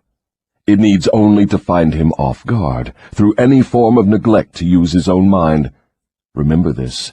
Whatever you have, you use it or you lose it. All successful attempts to break the habit of drifting must be done before nature makes the habit permanent through hypnotic rhythm. As I understand you, hypnotic rhythm is a natural law through which nature fixes the vibration of all environments. Is that true? Yes. Nature uses hypnotic rhythm to make one's dominating thoughts and one's thought habits permanent. That is why poverty is a disease. Nature makes it so by fixing permanently the thought habits of all who accept poverty as an unavoidable circumstance. Through this same law of hypnotic rhythm, nature will also fix permanently positive thoughts of opulence and prosperity. Perhaps you will better understand the working principle of hypnotic rhythm if I tell you its nature is to fix permanently all habits, whether they are mental or physical. If your mind fears poverty, your mind will attract poverty. If your mind demands opulence and expects it, your mind will attract the physical and financial equivalents of opulence. This is in accordance with an immutable law of nature. Did the writer of that sentence in the Bible, "Whatsoever a man soweth, that shall he also reap," have in mind this law of nature? He could have nothing else in mind. The statement is true. You can see evidence of its truth in all human relationships. And that is why the man who forms the habit of drifting through life must accept whatever life hands him. Is that correct? That is absolutely correct. Life pays the drifter its own price on its own terms. The non-drifter makes life pay on his own terms. Doesn't the question of morals enter into what one gets from life? To be sure, but only for the reason that one's morals have an influence on one's thoughts. No one can collect what he wants from life merely by being good, if that is what you want to know. No, I guess not. I see what you mean. We are all where we are and what we are because of our own deeds. No, not exactly. You are where you are and what you are because of your thoughts and your deeds. Then there is no such reality as luck, is there? Emphatically no. Circumstances which people do not understand are classified under the heading of luck. Back of every reality is a cause. Often the cause is so far removed from the effect that the circumstance can be explained only by attributing it to the operation of luck. Nature knows no such law as luck. It is a man-made hypothesis with which he explains away things he does not understand. The terms luck and miracle are twin sisters. Neither of them has any real existence except in the imaginations of people. Both are used to explain that which people do not understand. Remember this. Everything having a real existence is capable of proof. Keep this one truth in mind, and you will become a sounder thinker. Which is more important, one's thoughts or one's deeds? All deeds follow thoughts. There can be no deeds without their having first been patterned in thought. Moreover, all thoughts have a tendency to clothe themselves in their physical counterpart. One's dominating thoughts, that is, the thoughts one mixes with the emotions, desire, hope, faith, fear, hate, greed, enthusiasm, not only have a tendency to clothe themselves in their physical equivalent, but they are bound to do so. That reminds me to ask you to tell me more about yourself. Where, in addition to the minds of people, do you dwell and operate? I operate wherever there is something I can control and appropriate. I have already told you I am the negative portion of the electron of matter. I am the explosion in lightning. I am the pain in disease and physical suffering. I am the unseen general in warfare. I am the unknown commissioner of poverty and famine. I am the executioner extraordinary at death. I am the inspirer of lust after the flesh. I am the creator of jealousy and envy and greed. I am the instigator of fear. I am the genius who converts the achievements of men of science into instruments of death. I am the destroyer of harmony in all manner of human relationships. I am the antithesis of justice. I am the driving force in all immorality. I am the stalemate of all good. I am anxiety, suspense, superstition, and insanity. I am the destroyer of hope and faith. I am the inspirer of destructive gossip and scandal. I am the discourager of free and independent thought. In brief, I am the creator of all forms of human misery, the instigator of discouragement and disappointment. And you do not call that cold and cruel? I call that definite and dependable. The world depression broke up the habits of men everywhere and redistributed the sources of opportunity in all walks of life on an unprecedented scale. The drifter's pet alibi, with which he tries to explain away his undesirable position, is his cry that the world has run dry of opportunities. Non-drifters do not wait for opportunity to be placed in their way. They create opportunity to fit their desires and demands of life. Are non-drifters smart enough to avoid the influence of hypnotic rhythm? No one is smart enough to dodge the influence of hypnotic rhythm. One could just as easily avoid the influence of the law of gravity. The law of hypnotic rhythm fixes permanently the dominating thoughts of men, whether they be drifters or non-drifters. There is no reason why a non-drifter would want to avoid the influence of hypnotic rhythm, because that law is favorable to him. It helps him convert his dominating aims, plans, and purposes into their physical replicas. It fixes his habits of thought and makes them permanent. Only the drifter would wish to dodge the influence of hypnotic rhythm. For the better portion of my adult life, I've been a drifter. How did I manage to escape being swept into the whirlpool of hypnotic rhythm? You haven't escaped. The major portion of your dominating thoughts and desires since you reached adulthood has been a well-defined, definite desire to understand all the potentialities of the mind. You may have drifted on thoughts of lesser importance, but you did not drift in connection with this desire. Because you did not drift, you are now recording a document which gives you exactly what your dominating thoughts demanded of life. Why doesn't your opposition use hypnotic rhythm to make permanent one's higher thoughts and nobler deeds? Why does your opposition permit you to use this stupendous force as a means of entangling people in a web of evil, spun by their own thoughts and deeds? Why does your opposition not outwit you by binding people with thoughts which build and lift them above your influence? The law of hypnotic rhythm is available to all who will use it. I make use of it more effectively than does my opposition, because I offer people more attractive bribes to think my sort of thoughts and indulge in my sort of deeds. In other words, you control people by making negative thinking and destructive deeds pleasing to them. Is that correct? That is the idea exactly. I've often wondered why your opposition, what we Earthbound call God, does not annihilate you. Can you tell me why? Because the power is as much mine as his. It is as available to me as to him. That is what I have been trying to get over to you. The highest power in the universe can be used for constructive purposes, through what you call God, or it can be used for negative purposes, through what you call the devil. And something more important still, it can be used by any human being just as effectively as by God or the devil. You make a far-reaching claim. Can you prove your claim? Yes, but it would be better if you proved it for yourself. The devil's word is not worth much among your earthbound sinners. Neither is God's word. You fear the devil and refuse to trust your God. Therefore, you have but one source available through which you may appropriate the benefits of universal power, and that is by trusting and using your own power of thought.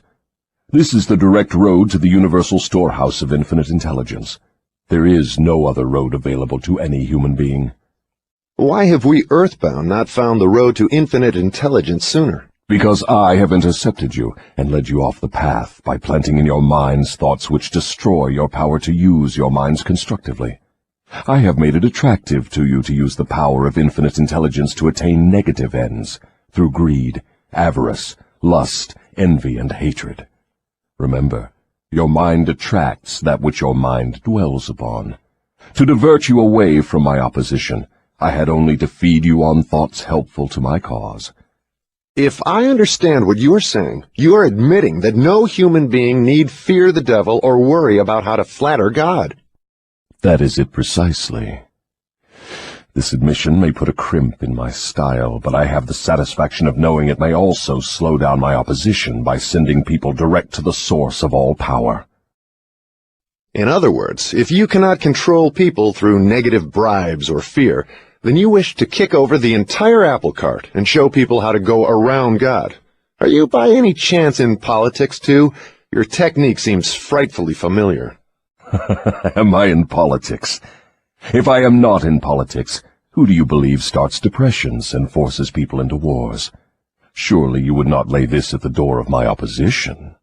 As I have already told you, I have allies in all walks of life to help me in connection with all human relationships. Why don't you take over the churches and use them outright in your cause? Do you think I am a fool? Who would keep alive the fear of the devil if I subdued the churches? Who would serve as a decoy to attract the attention of people while I manipulate their minds if I did not have some agency through which to sow the seeds of fear and doubt? The cleverest thing I do is to use the allies of my opposition to keep the fear of hell burning in the minds of people. As long as people fear something, no matter what, I will keep a grip on them. I'm beginning to see your scheme. You use the churches to plant the seed of fear and uncertainty and indefiniteness in the minds of people. These negative states of mind cause people to form the habit of drifting. This habit crystallizes into permanency through the law of hypnotic rhythm. Then the victim is helpless to help himself. Is that right? Hypnotic rhythm, then, is something to be watched and respected. A better way of stating the truth is that hypnotic rhythm is something to be studied, understood, and voluntarily applied to attain definite desired ends. If the force of hypnotic rhythm is not voluntarily applied to attain definite ends, may it be a great danger? Yes, and for the reason that it operates automatically. If it is not consciously applied to attain a desired end, it can, and it will, operate to attain undesired ends. Take this simple illustration of climate, for example. Anyone can see and understand that nature forces every living thing and every element of matter to adjust itself to her climates. In the tropics, she creates trees which bear fruit and reproduce themselves. She forces the trees to adjust themselves to her scorching sun. She forces them to put out leaves suitable for protection against the rays of the sun.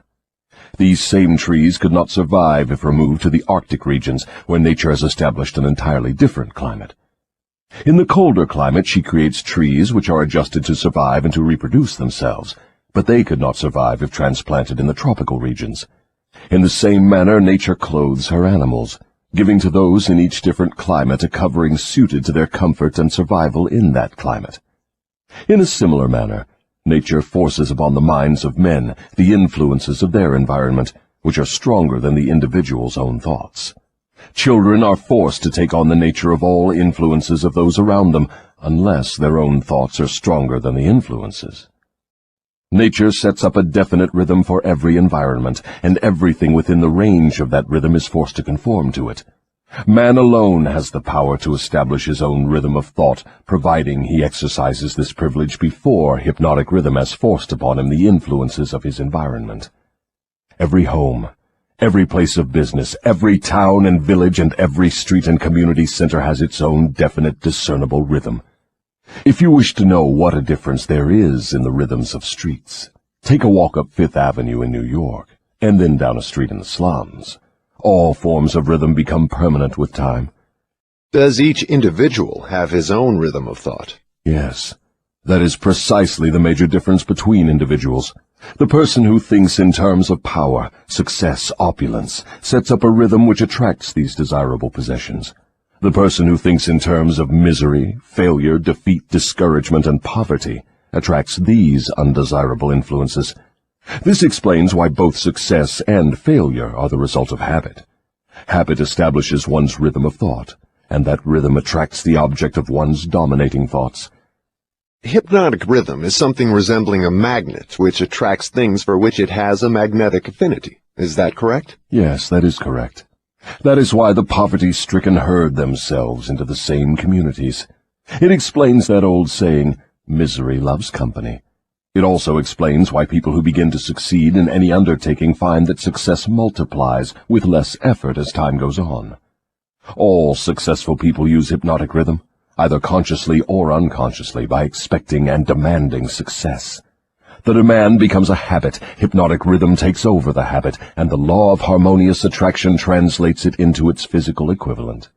In other words, if I know what I want from life, demand it, and back my demand by a willingness to pay life's price for what I want, and refuse to accept any substitutes, the law of hypnotic rhythm takes over my desire and helps, by natural and logical means, to transmute it into its physical counterpart. Is that true? That describes the way the law works. Science has established irrefutable evidence that people are what they are because of heredity and environment. They bring over with them at birth a combination of all the physical qualities of all their numberless ancestors. After they arrive here, they reach the age of self-consciousness, and from there on, they shape their own personalities and more or less fix their own earthly destinations as the result of the environmental influences to which they are subjected, especially the influences which control them during early childhood. These two facts have been so well established, there's no room for any intelligent person to question them.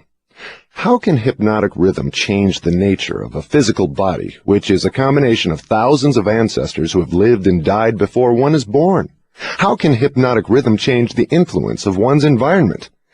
People who are born in poverty and ignorance have a strong tendency to remain poverty-stricken and ignorant all through life. What, if anything, can hypnotic rhythm do about this? Hypnotic rhythm cannot change the nature of the physical body one inherits at birth. But it can, and it does, modify change, control, and make permanent one's environmental influences. If I understand what you mean, a human being is forced by nature to take on and become a part of the environment he chooses, or the environment that may be forced upon him? That is correct. But there are ways and means by which an individual may resist the influences of an environment he does not wish to accept, and also a method of procedure by which one may reverse the application of hypnotic rhythm from negative to positive ends. Do you mean that there is a definite method by which hypnotic rhythm can be made to serve instead of destroy one? I mean just that. Tell me how this astounding end may be attained. For my description to be of any practical value, it will be necessarily lengthy, because it will have to cover 7 principles of psychology, which must be understood and applied by all who use hypnotic rhythm to aid them in forcing life to yield that which they want. Then break your description into 7 parts, each giving a detailed analysis of one of the 7 principles with simple instructions for its practical application. Your Majesty will now proceed to unfold the secrets of the 7 principles through which human beings may force life to provide them with spiritual, mental, and physical freedom. Do not be sparing in your description of these principles. I want a complete illustration of how the principles may be used by anyone who chooses to use them. Tell us all you know about the principle of definiteness of purpose. If you go through with this mad idea of publishing my confession, you will open the gates of hell and turn loose all the precious souls I have collected back down through the ages. You will deprive me of souls yet unborn. You will release from my bondage millions now living. Stop, I beg of you. Open up. Let's hear what you have to say about the principle of definiteness of purpose. You are pouring water on the fires of hell, but the responsibility is yours, not mine. I may as well tell you that any human being who can be definite in his aims and plans can make life hand over whatever is wanted. That is a broad claim, Your Majesty. Do you wish to tone it down a bit? Tone it down? No, I wish to tone it up. When you hear what I now have to say, you will understand why the principle of definiteness is so important. My opposition uses a clever little trick to cheat me of my control over people. The opposition knows that definiteness of purpose closes the door of one's mind so tightly against me that I cannot break through unless I can induce one to form the habit of drifting. Why doesn't your opposition give your secret to all people by telling them to avoid you through definiteness of purpose? You have already admitted that 2 out of every 100 people belong to your opposition. Because I am more clever than my opposition. I draw people away from definiteness with my promises. You see, I control more people than my opposition because I am a better salesman and a better showman. I attract people by feeding them liberally of the thought habits in which they like to indulge. Is definiteness of purpose something with which one must be born, or may it be acquired? Everyone, as I have told you before, is born with the privilege of being definite, but 98 out of every 100 people lose this privilege by sleeping on it. The privilege of definiteness can be maintained only by adopting it as a policy by which one is guided in all the affairs of life. Oh, I see. One takes advantage of the principle of definiteness, just as one may build a strong physical body, through constant, systematic use. Is that it? You have stated the truth clearly and accurately. Now I think we are getting somewhere, Your Majesty. We have at long last found the starting point from which all who become self-determining in life must take off. We have discovered from your astounding confession that your greatest asset is man's lack of caution, which enables you to lead him into the jungle of indefiniteness through simple bribes. We have learned, beyond the question of doubt, that anyone who adopts definiteness of purpose as a policy and uses it in all of his daily experiences cannot be induced to form the habit of drifting. Without the aid of the drifting habit, you are powerless to attract people through promises. Is this correct? I couldn't have stated the truth more clearly myself. Go ahead now and describe how people neglect their privilege of being free and self-determining through indefiniteness and drifting. I have already made brief reference to this principle, but I will now go into more minute details as to how the principle works. I shall have to begin at the time of birth. When a child is born, it brings with it nothing but a physical body representing the evolutionary results of millions of years of ancestry. Its mind is a total blank. When the child reaches the age of consciousness and begins to recognize the objects of its surroundings, it begins also to imitate others. Imitation becomes a fixed habit. Naturally, the child imitates, first of all, its parents. Then it begins to imitate its other relatives and daily associates, including its religious instructors and school teachers. The imitation extends not merely to physical expression, but also to thought expression. If a child's parents fear me and express that fear within range of the child's hearing, the child picks up the fear through the habit of imitation and stores it away as part of its subconscious stock of beliefs. If the child's religious instructor expresses any form of fear of me, and they all do in one form or another, that fear is added to the similar fear passed to the child by its parents, and the two forms of negative limitation are stored away in the subconscious mind to be drawn upon and used by me later in life. In a similar way, the child learns by imitation to limit its power of thought by filling its mind with envy, hatred, greed, lust, revenge, and all the other negative impulses of thought which destroy all possibility of definiteness. Meanwhile, I move in and induce the child to drift until I bind its mind through hypnotic rhythm. Am I to understand from your remarks that you have to gain control of people while they are very young, or lose your opportunity at them altogether? I prefer to claim them before they come into possession of their own minds. Once any person learns the power of his own thoughts, he becomes positive and difficult to subdue. As a matter of fact, I cannot control any human being who discovers and uses the principle of definiteness. Is the habit of definiteness a permanent protection against your control? No, not by any means. Definiteness closes the door of one's mind to me only as long as that person follows the principle as a matter of policy. Once any person hesitates, procrastinates, or becomes indefinite about anything, he is just one step removed from my control. What has definiteness to do with one's material circumstances? I want to know if one may acquire power through definiteness of purpose without inviting destruction through the law of compensation. Your question limits my illustrations because there are so few people in the world who understand, and there have been so few in the past who understood, how to use definiteness of purpose without attracting to themselves the negative application of the law of compensation. Here you are forcing me to disclose one of my most prized tricks. I am bound to tell you that I eventually reclaim for my cause all who escape me temporarily through definiteness of purpose. The reclamation is made by filling the mind with greed for power and the love of egotistical expression, until the individual falls into the habit of violating the rights of others. Then I step in with the law of compensation and reclaim my victim. So I see from your admission that definiteness of purpose may be dangerous in proportion to its possibility as a power. Is that true? Yes, and what is more important, Every principle of good carries with it the seed of an equivalent danger. That is hard to believe. What danger, for example, can there be in the habit of love of truth? The danger lies in the word habit. All habits, save only that of the love of definiteness of purpose, may lead to the habit of drifting. Love for truth, unless it assumes the proportion of definite pursuit of truth, may become similar to all other good intentions. You know, of course, what I do with good intentions. Is love for one's relatives also dangerous?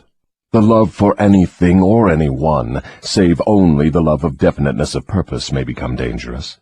Love is a state of mind which beclouds reason, saps willpower, and blinds one to facts and truth. Everyone who becomes self-determining and gains spiritual freedom to think his own thoughts must examine carefully every emotion that seems even remotely related to love. You may be surprised to know that love is one of my most effective baits. With it I lead into the habit of drifting those whom I could attract with nothing else. That is why I have placed it at the head of my list of bribes. Show me what any person loves most, and I will have my cue as to how that person can be induced to drift, until I bind him with hypnotic rhythm. Love and fear combine to give me the most effective weapons with which I induce people to drift. One is as helpful to me as the other. Both have the effect of causing people to neglect to develop definiteness in the use of their own minds. Give me control over a person's fears, and tell me what he loves most, and you may as well mark that person down as my slave. Both love and fear are emotional forces of such stupendous potency that either may completely set aside the power of will and the power of reason. Without will and reason, there is nothing left to support definiteness of purpose. But, Your Majesty, life would not be worth living if people never felt the emotion of love. Ah, you are right as far as your reasoning goes, but you neglected to add that love should be under one's definite control at all times. Of course, love is a desirable state of mind, but it also is a palliative, which may be used to limit or destroy reason and willpower, both of which rate above love in importance to human beings who want freedom and self-determination. I understand from what you say that people who gain power must harden their emotions, master fear, and subdue love. Is that correct? People who gain and maintain power must become definite in all their thoughts and all their deeds. If that is what you call hard, then they must become hard. Let us look into the sources of advantage of definiteness in the everyday affairs of life. Which is more apt to succeed, a weak plan applied with definiteness, or a sound, strong plan indefinitely applied? Weak plans have a way of becoming strong if definitely applied. You mean that any plan definitely put into continuous action in pursuit of a definite purpose may be successful, even if it is not the best plan? Yes, I mean just that. Definiteness of purpose plus definiteness of plan by which the purpose is to be achieved generally succeeds, no matter how weak the plan may be. The major difference between a sound and an unsound plan is that the sound plan, if definitely applied, may be carried out more quickly than an unsound plan. In other words, if one cannot be always right, one can and should be always definite. Is that what you were trying to get across to me? That is the idea. People who are definite in both their plans and their purposes never accept temporary defeat as being more than an urge to greater effort. You can see for yourself that this sort of policy is bound to win if it is followed with definiteness. Can a person who moves with definiteness of both plan and purpose be always sure of success? No. The best of plans sometimes misfire. But the person who moves with definiteness recognizes the difference between temporary defeat and failure. When plans fail, he substitutes others, but he does not change his purpose. He perseveres. Eventually, he finds a plan that succeeds. Will a plan based upon immoral or unjust ends succeed as quickly as one motivated by a keen sense of justice and morality? Through the operation of the law of compensation, everyone reaps that which he sows. Plans based on unjust or immoral motives may bring temporary success, but enduring success must take into consideration the fourth dimension, time. Time is the enemy of immorality and injustice. It is the friend of justice and morality. Failure to recognize this fact has been responsible for the crime wave among the youths of the world. The youthful, inexperienced mind is apt to mistake temporary success for permanency. The youth often makes the mistake of coveting the temporary gains of immoral, unjust plans, but neglects to look ahead and observe the penalties which follow as definitely as night follows day. This is pretty deep stuff, Your Majesty. Let us get back to the discussion of lighter and more concrete subjects that are likely to interest the majority of people. I'm interested in discussing the things that make people happy and miserable, rich and poor, sick and healthy. In brief, I'm interested in everything that can be used by human beings to make life pay satisfactory dividends in return for the effort that one puts into the business of living. Very well, let us be definite. You have my idea. Your Majesty has a tendency to stray off into abstract details which most people can neither understand nor use in the solution of their problems. Could that by any chance be a definite plan of yours to answer my questions with indefinite answers? If that is your plan, it is a slick trick, but it will not work. Go ahead now, and tell me something more of the miseries and failures of human beings growing directly out of indefiniteness. Why not permit me to tell you more of the pleasures and successes of people who understand and apply the principle of definiteness? I observe that sometimes people with definiteness of plan and purpose get what they ask from life, only to find after they get it that they do not want it. What then? Generally, one can get rid of whatever is not wanted by application of the same principle of definiteness with which the thing was acquired. A life that is lived with fullness of peace of mind, contentment, and happiness always divests itself of everything it does not want. Anyone who submits to annoyance by things he does not want is not definite. He is a drifter. What about married people who cease to want each other? Should they separate? Or is it true that all marriages are made in heaven, and the contracting parties are, therefore, forever bound by their bargain, even though it may prove to be a poor one for both? First, let me correct that old saying that all marriages are made in heaven. I know of some which were made on my side of the fence. Minds which do not harmonize should never be forced to remain together in marriage or any other relationship. Friction and all forms of discord between minds lead inevitably to the habit of drifting, and of course to indefiniteness. Aren't people sometimes bound to others by a relationship of duty, which renders it impractical for them to take from life what they want most? Duty is one of the most abused and misunderstood words in existence. The first duty of every human being is to himself. Every person owes himself the duty of finding how to live a full and happy life. Beyond this, if one has time and energy, not needed in the fulfillment of his own desires, one may assume responsibility for helping others. Isn't that a selfish attitude? And isn't selfishness one of the causes of failure to find happiness? I stand by my statement that there is no higher duty than that which one owes himself. Doesn't a child owe something in the way of duty to its parents, who gave it life and sustenance during its periods of helplessness? Not at all. It is just the other way round. Parents owe their children everything they can give them in the way of knowledge. Beyond that, parents often spoil instead of helping their offspring by a false sense of duty, which prompts them to indulge their children instead of forcing them to seek and gain knowledge at first hand. I see what you mean. Your theory is that too much help thrust upon the youth encourages him to drift and become indefinite in all things. You believe that necessity is a teacher of great sagacity, that defeat carries with it an equivalent virtue, that unearned gifts of every nature may become a curse instead of a blessing. Is that correct? You have stated my philosophy perfectly. My belief is not theory, it is fact. Then you do not advocate prayer as a means of gaining desirable ends. On the contrary, I do advocate prayer, but not the sort of prayer that consists of empty, begging, meaningless words. The sort of prayer against which I am helpless is the prayer of definiteness of purpose. I never thought of definiteness of purpose as being a prayer. How can it be? Definiteness is in effect the only sort of prayer upon which one can rely. It places one in the way of using hypnotic rhythm to attain definite ends, by the mere act of appropriating it from the great universal storehouse of infinite intelligence. The appropriation, in case you are interested, takes place through definiteness of purpose, persistently pursued. Why do the majority of prayers fail? They don't. All prayers bring that for which one prays. But you just said that definiteness of purpose is the only sort of prayer upon which one can rely. Now you say that all prayers bring results. What do you mean? There is nothing inconsistent about it. The majority of people who pray go to prayer only after everything else fails them. Naturally, they go with their minds filled with fear that the prayers will not be answered. Well, their fears are realized. The person who goes to prayer with definiteness of purpose and faith in the attainment of that purpose puts into motion the laws of nature, which transmute one's dominating desires into their physical equivalent.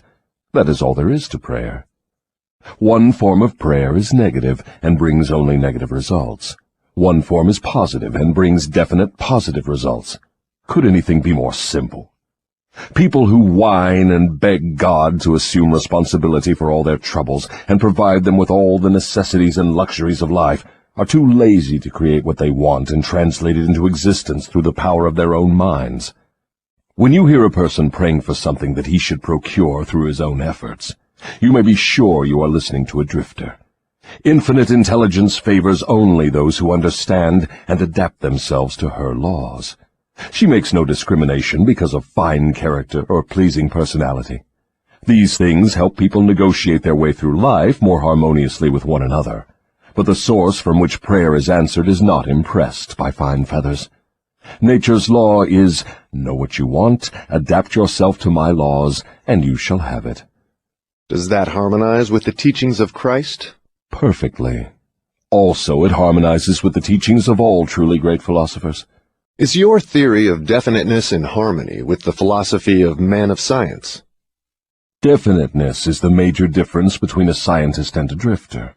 Through the principle of definiteness of purpose and plan, the scientist forces nature to hand over her most profound secrets. It was through this principle that Edison uncovered the secret of the talking machine, the incandescent electric light, and scores of other benefits for mankind. Then I understand that definiteness is the first requisite for success in all earthly undertakings. Is that right? Exactly.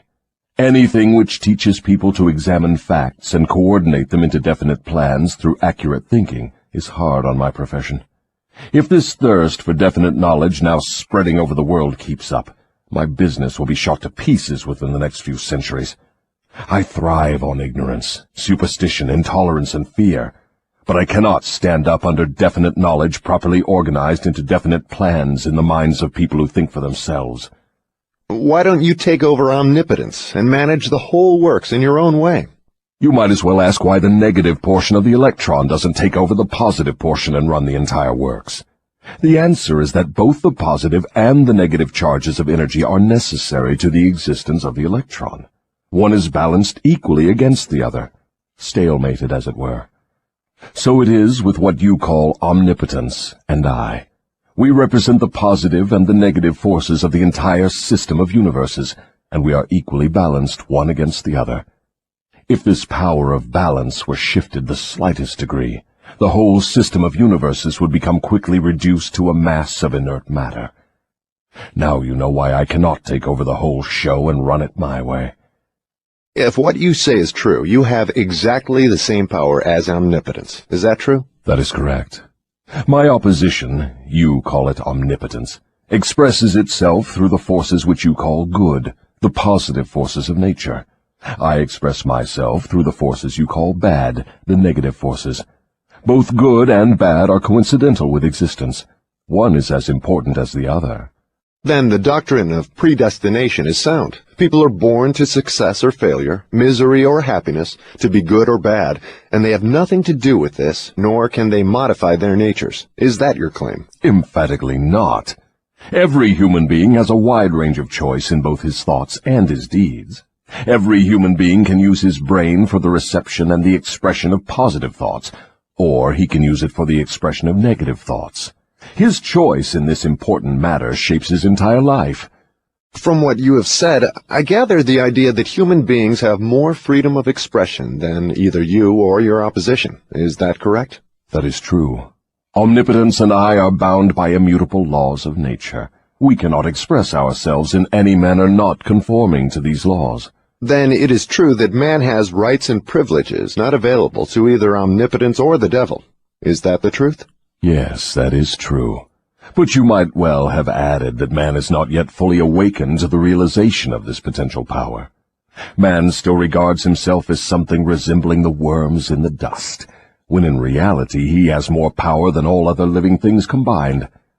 Definiteness of purpose seems to be a panacea for all evils of man. Not that, perhaps, but you may be sure no one ever will become self-determining without it. Why aren't children taught definiteness of purpose in the public schools? For the reason that there is no definite plan or purpose behind any of the school curricula. Children are sent to school to make credits and to learn how to memorize, not to learn what they want of life. What good is a school credit if one cannot convert it into the material and spiritual needs of life? I am only a devil, not an unwinder of riddles. I deduce from all you say that neither the schools nor the churches prepare the youths of the world with a practical working knowledge of their own minds. Is anything of more importance to a human being than an understanding of the forces and circumstances which influence his own mind? The only thing of enduring value to any human being is a working knowledge of his own mind. The churches do not permit a person to inquire into the possibilities of his own mind, and the schools do not recognize that such a thing as a mind exists. Aren't you a little hard on the schools and the churches? No, I am merely describing them as they are, without bias or prejudice. Aren't the schools and the churches your bitter enemies? Their leaders may think they are, but I am impressed only by facts. The truth is this, if you must know it. The churches are my most helpful allies, and the schools run the churches a close second. On what specific or general grounds do you make this claim? On the grounds that both the churches and the schools help me to convert people to the habit of drifting. Do you realize that your charge is substantially a sweeping indictment of the two institutions of major importance which have been responsible for civilization in its present form? Do I realize it? Man alive, I gloat over it. If the schools and churches had taught people how to think for themselves, where would I be now? This confession of yours will disillusion millions of people whose only hope for salvation is in their churches. Isn't that a cruel thing to do to them? Wouldn't most people be better off living in the bliss of ignorance than to know the truth about you? What do you mean by the term salvation? From what are people being saved? The only form of enduring salvation that is worth a green fig to any human being is that which comes from recognition of the power of his own mind. Ignorance and fear are the only enemies from which men need salvation. You seem to hold nothing sacred. You are wrong. I hold sacred the one thing which is my master, the one thing I fear. What is that? The power of independent thought backed by definiteness of purpose. Then you do not have many people to fear. Only 2 out of every 100, to be exact. I control all others. Let's give the churches a rest and get back to the public schools. Your confession has shown clearly that you thrive and perpetuate yourself from one generation to another by the clever trick of taking over the minds of children before they have the chance to learn how to use their minds. I wish to know what is wrong with a public school system that permits the devil to control so many people. I wish to know also what can be done to the established system of teaching that will ensure all children the opportunity to learn, first, that they have minds, and second, how to use those minds to bring spiritual and economic freedom. I am putting the question to you definitely enough, and since you have stressed the importance of definiteness of purpose, I am here and now putting you on notice that your answer to my question must be definite. Wait a moment while I catch my breath. You have given me quite an order. It seems strange that you would come to the devil to learn how to live. I should think you would go to my opposition. Why don't you? Your Majesty, it is you who are on trial here, not I. I want the truth, and I am not particular as to the source from which I get it. There is something radically wrong with the system of education that has given us a balance sheet with life that shows us hopelessly in the red and groping for the road to self-determination as if we were so many animals lost in the jungle. I want to know 2 things about this system. First, what is the major weakness of the system? Second, how can this weakness be eliminated? The floor is yours again. Please, stick to the question and stop trying to decoy me into the discussion of deep abstract subjects. That's definite, is it not? You leave me no choice but that of direct answer. To begin with, the public school system approaches the subject of education from the wrong angle. The school system endeavors to teach children to memorize facts, instead of teaching them how to use their own minds. Is that all that is wrong with the system? Oh no, that is only the beginning. Another major weakness of the school system is that it does not establish in the minds of children either the importance of definiteness of purpose, or make any attempt to teach youths how to be definite about anything. The major object of all schooling is to force the students to cram their memories with facts, instead of teaching them how to organize and make practical use of facts.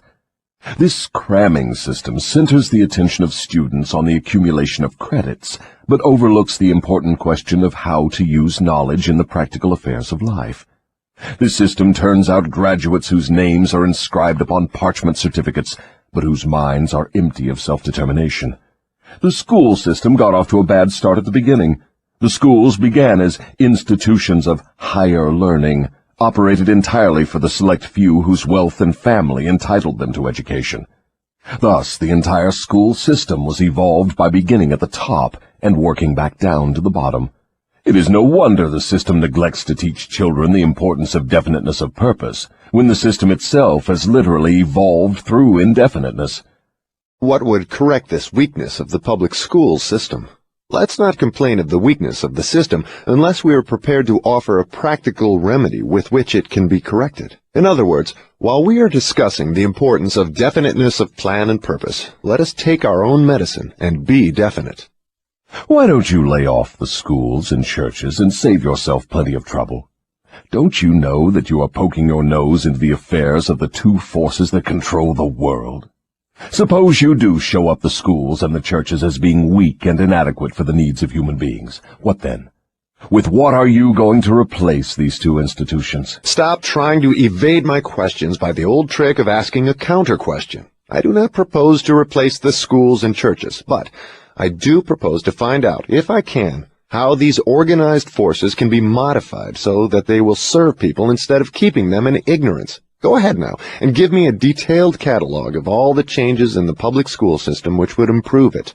So you want the entire catalog, do you? Do you want the suggested changes in the order of their importance? Describe the changes needed, just as they come to you. You are forcing me to commit an act of treason against myself. But here it is. Reverse the present system by giving children the privilege of leading in their schoolwork instead of following orthodox rules designed only to impart abstract knowledge. Let instructors serve as students, and let the students serve as instructors. As far as possible, organize all schoolwork into definite methods through which the student can learn by doing, and direct the classwork so that every student engages in some form of practical labor connected with the daily problems of life. Ideas are the beginning of all human achievement. Teach all students how to recognize practical ideas that may be of benefit in helping them acquire whatever they demand of life. Teach the students how to budget and use time. And above all, teach the truth that time is the greatest asset available to human beings, and the cheapest. Teach the student the basic motives by which all people are influenced, and show how to use these motives in acquiring the necessities and the luxuries of life. Teach children what to eat, how much to eat, and what is the relationship between proper eating and sound health. Teach children the true nature and function of the emotion of sex. And above all, teach them that it can be transmuted into a driving force capable of lifting one to great heights of achievement. Teach children to be definite in all things, beginning with the choice of a definite major purpose in life. Teach children the nature of and possibilities for good and evil in the principle of habit, using as illustrations with which to dramatize the subject the everyday experiences of children and adults. Teach children how habits become fixed through the laws of hypnotic rhythm, and influence them to adopt, while in the lower grades, habits that will lead to independent thought. Teach children the difference between temporary defeat and failure, and show them how to search for the seed of an equivalent advantage which comes with every circumstance of defeat. Teach children to express their own thoughts fearlessly, and to accept or reject at will all ideas of others, reserving to themselves always the privilege of relying upon their own judgment. Teach children to reach decisions promptly and to change them, if at all, slowly and with reluctance, and never without a definite reason. Teach children that the human brain is the instrument with which one receives from the great storehouse of nature the energy which is specialized into definite thoughts, that the brain does not think, but serves as an instrument for the interpretation of stimuli which cause thought. Teach children the value of harmony in their own minds, and that this is attainable only through self-control. Teach children the nature and the value of self-control. Teach children that there is a law of increasing returns, which can be and should be put into operation as a matter of habit, by rendering always more service and better service than is expected of them. Teach children the true nature of the Golden Rule, and above all show them that through the operation of this principle, everything they do to and for another, they also do to and for themselves. Teach children not to have opinions unless they are formed from facts, or beliefs which may reasonably be accepted as facts. Teach children that cigarettes, liquor, narcotics, and overindulgence in sex destroy the power of will and lead to the habit of drifting. Do not forbid these evils, just explain them. Teach children the danger of believing anything merely because their parents, religious instructors, or someone else says it is so. Teach children to face facts, whether they are pleasant or unpleasant, without resorting to subterfuge or offering alibis. Teach children to encourage the use of their sixth sense, through which ideas present themselves in their minds from unknown sources, and to examine all such ideas carefully.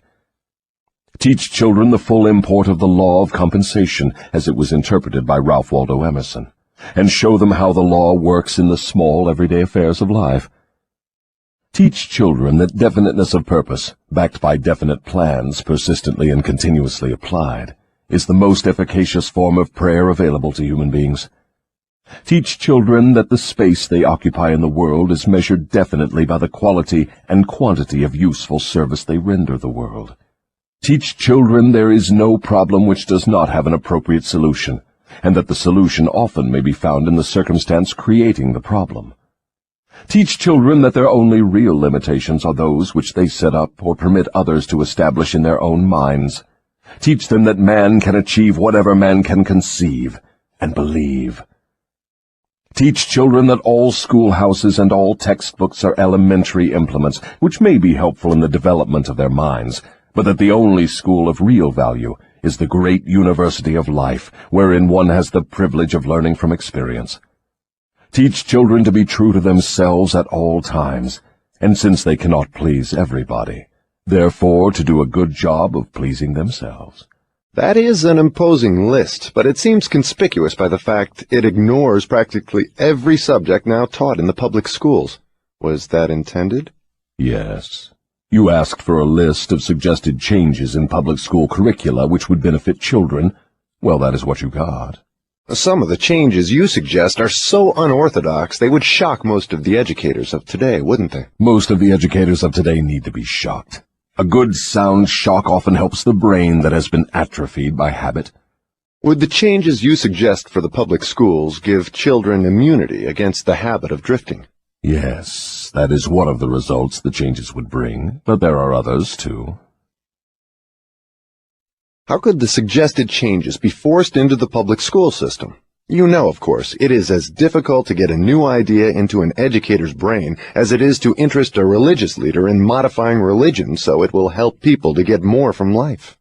The quickest and surest way to force practical ideas into the public schools is to first introduce the ideas through private schools and establish such a demand for their use that public school officials will be compelled to employ them. Should any other changes be made in the public school system? Yes, many.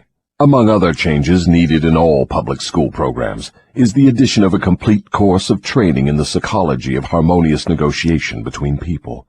All children should be taught how to sell their way through life with the minimum amount of friction. Every public school should teach the principles of individual achievement through which one may attain to a position of financial independence. Classes should be abolished altogether.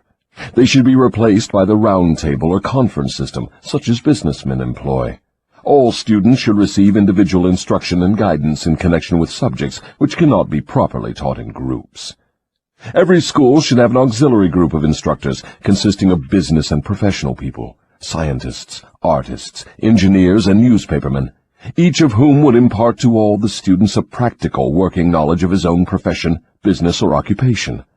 This instruction should be conducted through the conference system to save the time of the instructors. What you have suggested is, in effect, an auxiliary system of instruction that would give all school children a working knowledge of the practical affairs of life, direct from the original source. Is that the idea? You've stated it correctly. Let us dismiss the public school system and go back to the churches for a moment. All my life, I have heard clergymen preaching against sin and warning sinners to beware and repent so they could be saved, but I've never heard any of them tell me what sin is. Will you give me some light on this subject? Sin is anything one does or thinks which causes one to be unhappy. Human beings who are in sound physical and spiritual health should be at peace with themselves and always happy. Any form of mental or physical misery indicates the presence of sin.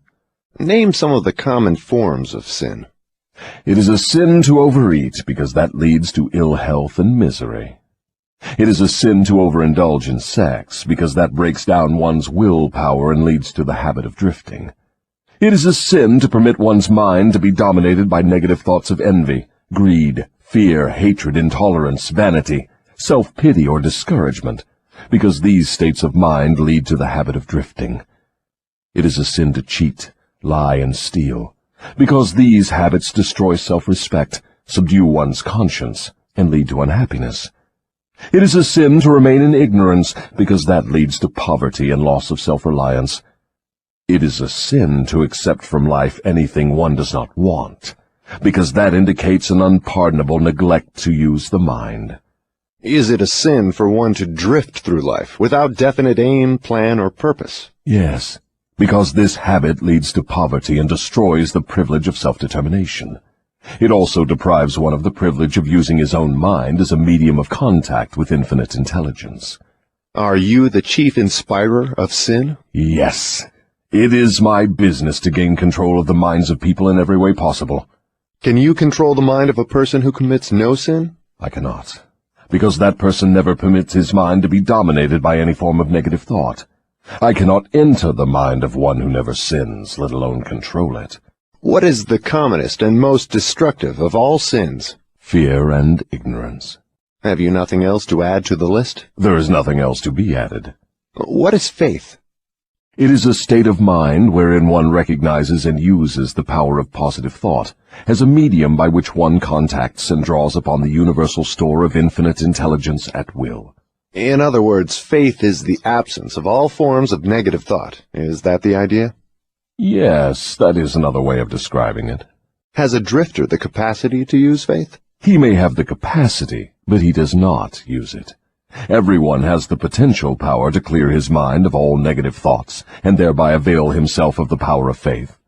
Stating the matter in another way, faith is definiteness of purpose backed by belief in the attainment of the object of that purpose. Is that correct? That's the idea exactly.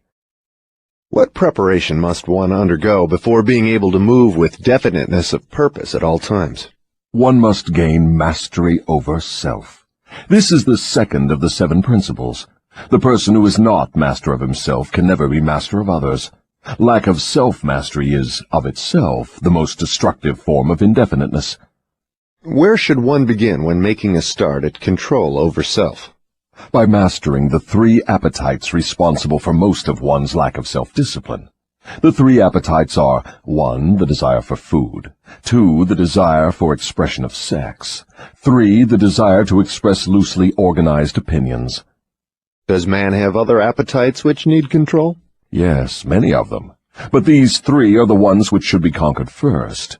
When a man becomes master of these 3 appetites, he has developed enough self-discipline to conquer easily those of lesser importance.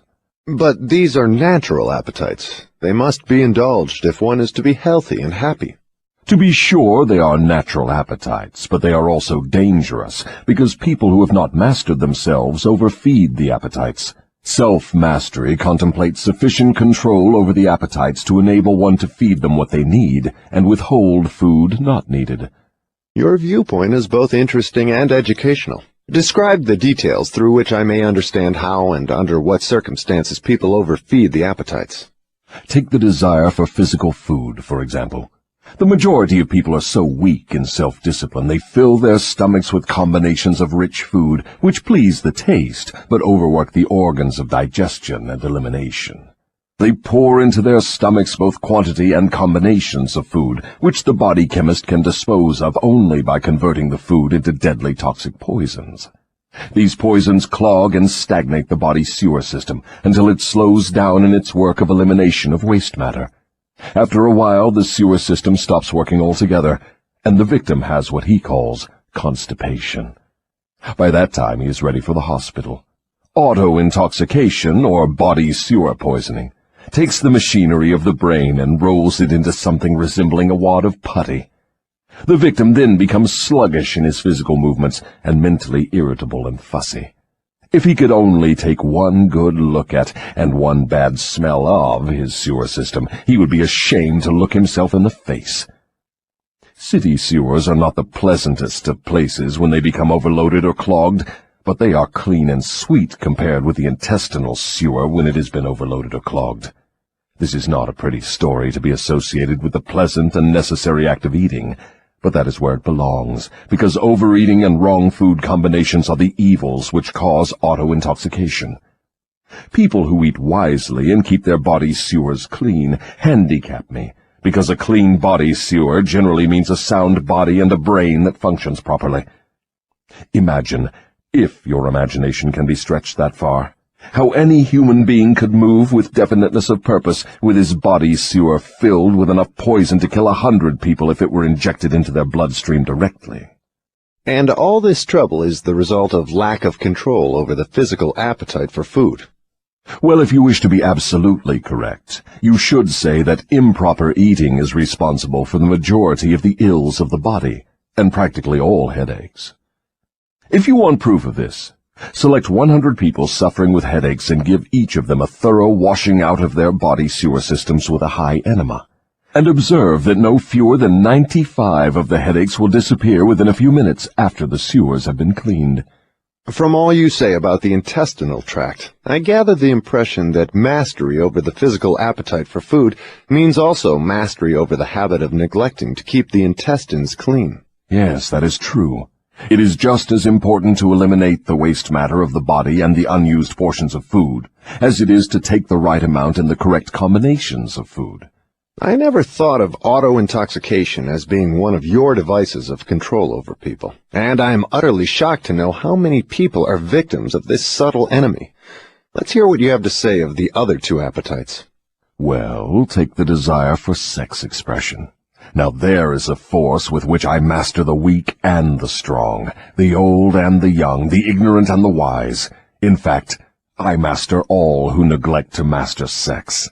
How can one master the emotion of sex? By the simple process of transmuting that emotion into some form of activity other than copulation. Sex is one of the greatest of all forces which motivate human beings. Because of this fact, it is also one of the most dangerous forces.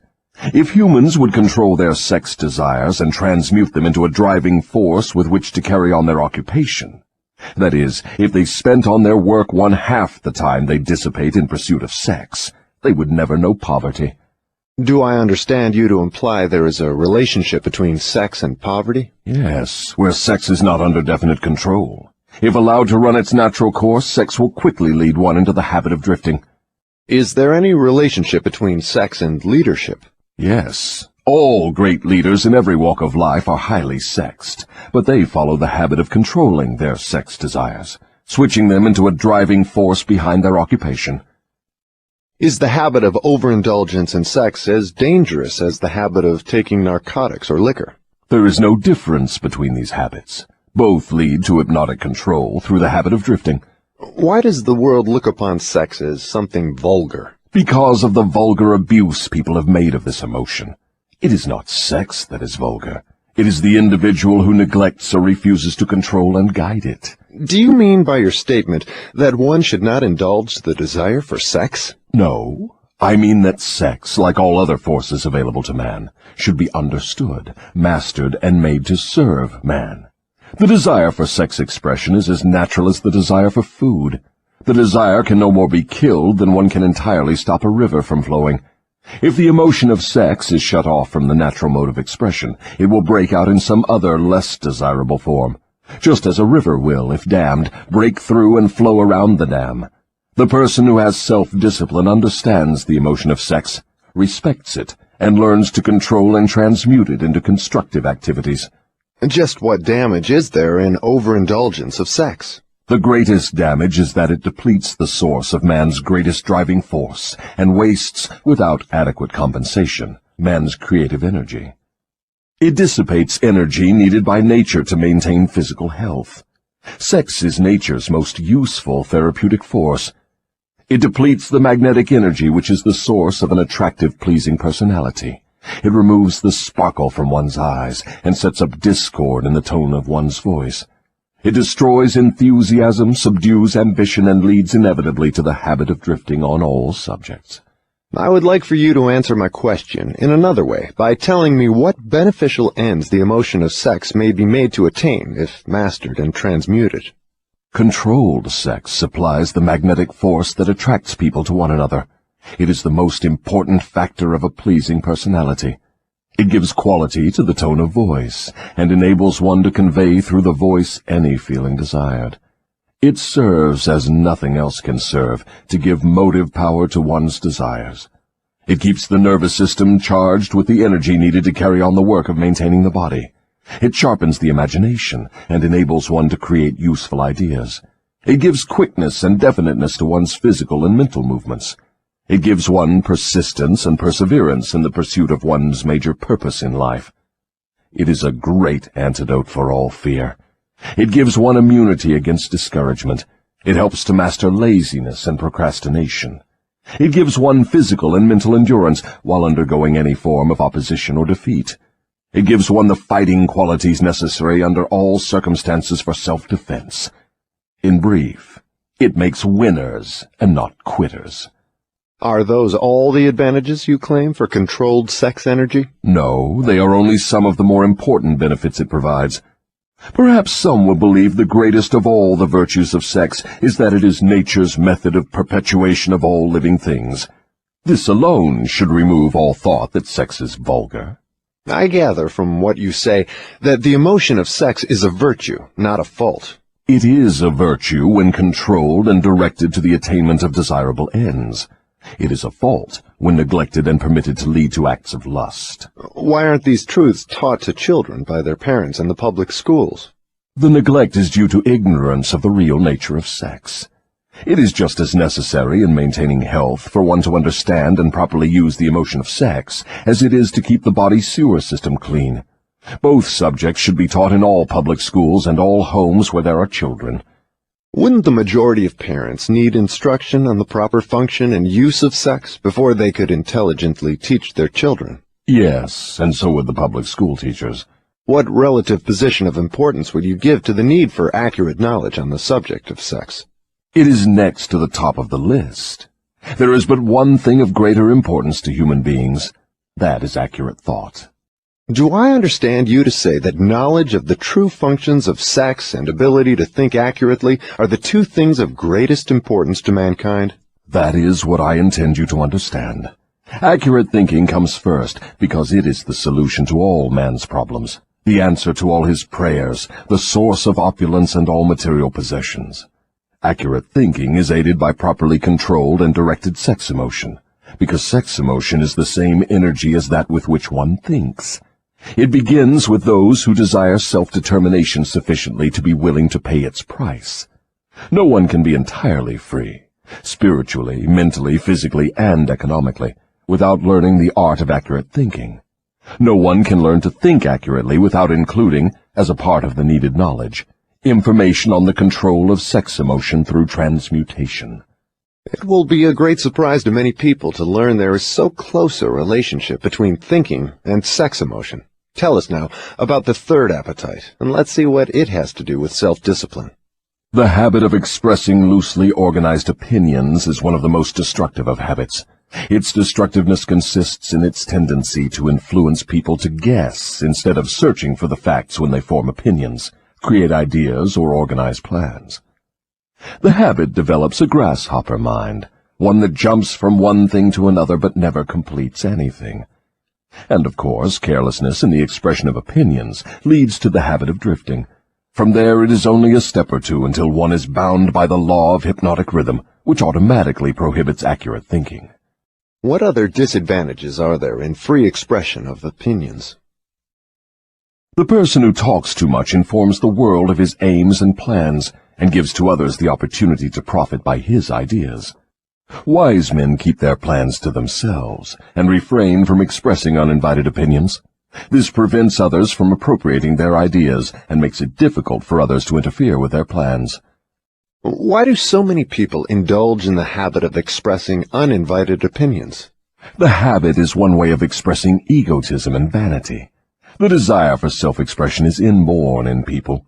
The motive back of the habit is to attract the attention of others and to impress them favorably. Actually, it has just the opposite effect. When the self-invited speaker attracts attention, it usually is unfavorable. Yes. What other disadvantages has the habit? The person who insists on talking seldom has an opportunity to learn by listening to others. But isn't it true that a magnetic speaker often puts himself in the way of opportunity to benefit himself by attracting the attention of others through his powers of oratory? Yes, a magnetic orator does have an asset of tremendous value in his ability to impress people by his speech, but he cannot make the best use of this asset if he forces his speech on others without their invitation. No single quality adds more to one's personality than the ability to speak with emotional feeling, force, and conviction. But the speaker must not impose his speech upon others without being invited to do so. There is an old saying that nothing is worth more than its actual cost. This applies as well to the free, uninvited expression of opinions as to material things. What about people who volunteer their opinions by expressing them in writing? Do they also suffer by lack of self-discipline? One of the worst pests on earth is the person who writes uninvited letters to people of prominence. Men in public office, moving picture stars, men who have succeeded in business or written a best-selling book. And people whose names appear often in the newspapers are continuously besieged by people who write letters expressing their opinion on all subjects. But the writing of uninvited letters is a harmless way of finding pleasure through self-expression, is it not? What damage does one do by the habit? Habits are contagious. Every habit attracts a flock of its relatives. The habit of doing anything that is useless leads to the formation of other habits that are useless, especially the habit of drifting. But that is not all the dangers associated with the habit of indulging in uninvited expression of opinions. The habit creates enemies and places in their hands dangerous weapons by which they may do great injury to the one who indulges in it. Thieves and confidence men and racketeers pay big prices for the names and addresses of the writers of uninvited letters. Knowing as they do, the writers of these letters become easy victims of all manner of schemes that result in the loss of their money. They refer to the writers of such letters as nuts. If you wish to know how foolish people are who write uninvited letters, read the nut column of any newspaper, the column in which the paper publishes the voluntary opinions of its readers, and you will see for yourself how the writers of such letters antagonize people and invite opposition from others. I had no idea, Your Majesty, that people get into so much difficulty through uninvited expression of their opinions. But now that you have brought up the subject, I do remember writing the editor of a prominent magazine an uninvited letter of criticism, which cost me a fine position on his staff, at a fat salary. That is a perfect example. The proper place to begin self-discipline is right where you stand. The way to begin is by recognizing the truth, that there is nothing for good or evil throughout the myriads of universes except the power of natural law. There is no individual personality anywhere throughout the myriad of universes with the slightest power to influence a human being, save nature and human beings themselves. There is no human being now living, no human being has ever lived, and no human being ever will live with the right or the power to deprive another human being of the inborn privilege of free and independent thought. That privilege is the only one over which any human being can have absolute control. No adult human being ever loses the right to freedom of thought, but most humans lose the benefits of this privilege either by neglect or because it has been taken away from them by their parents or religious instructors before the age of understanding. These are self-evident truths, no less important because they are being called to your attention by the devil than they would be if brought to your attention by my opposition. But what are people going to lean upon in the hour of emergency when they know not where nor to whom to appeal? Let them lean upon the only dependable power available to any human being.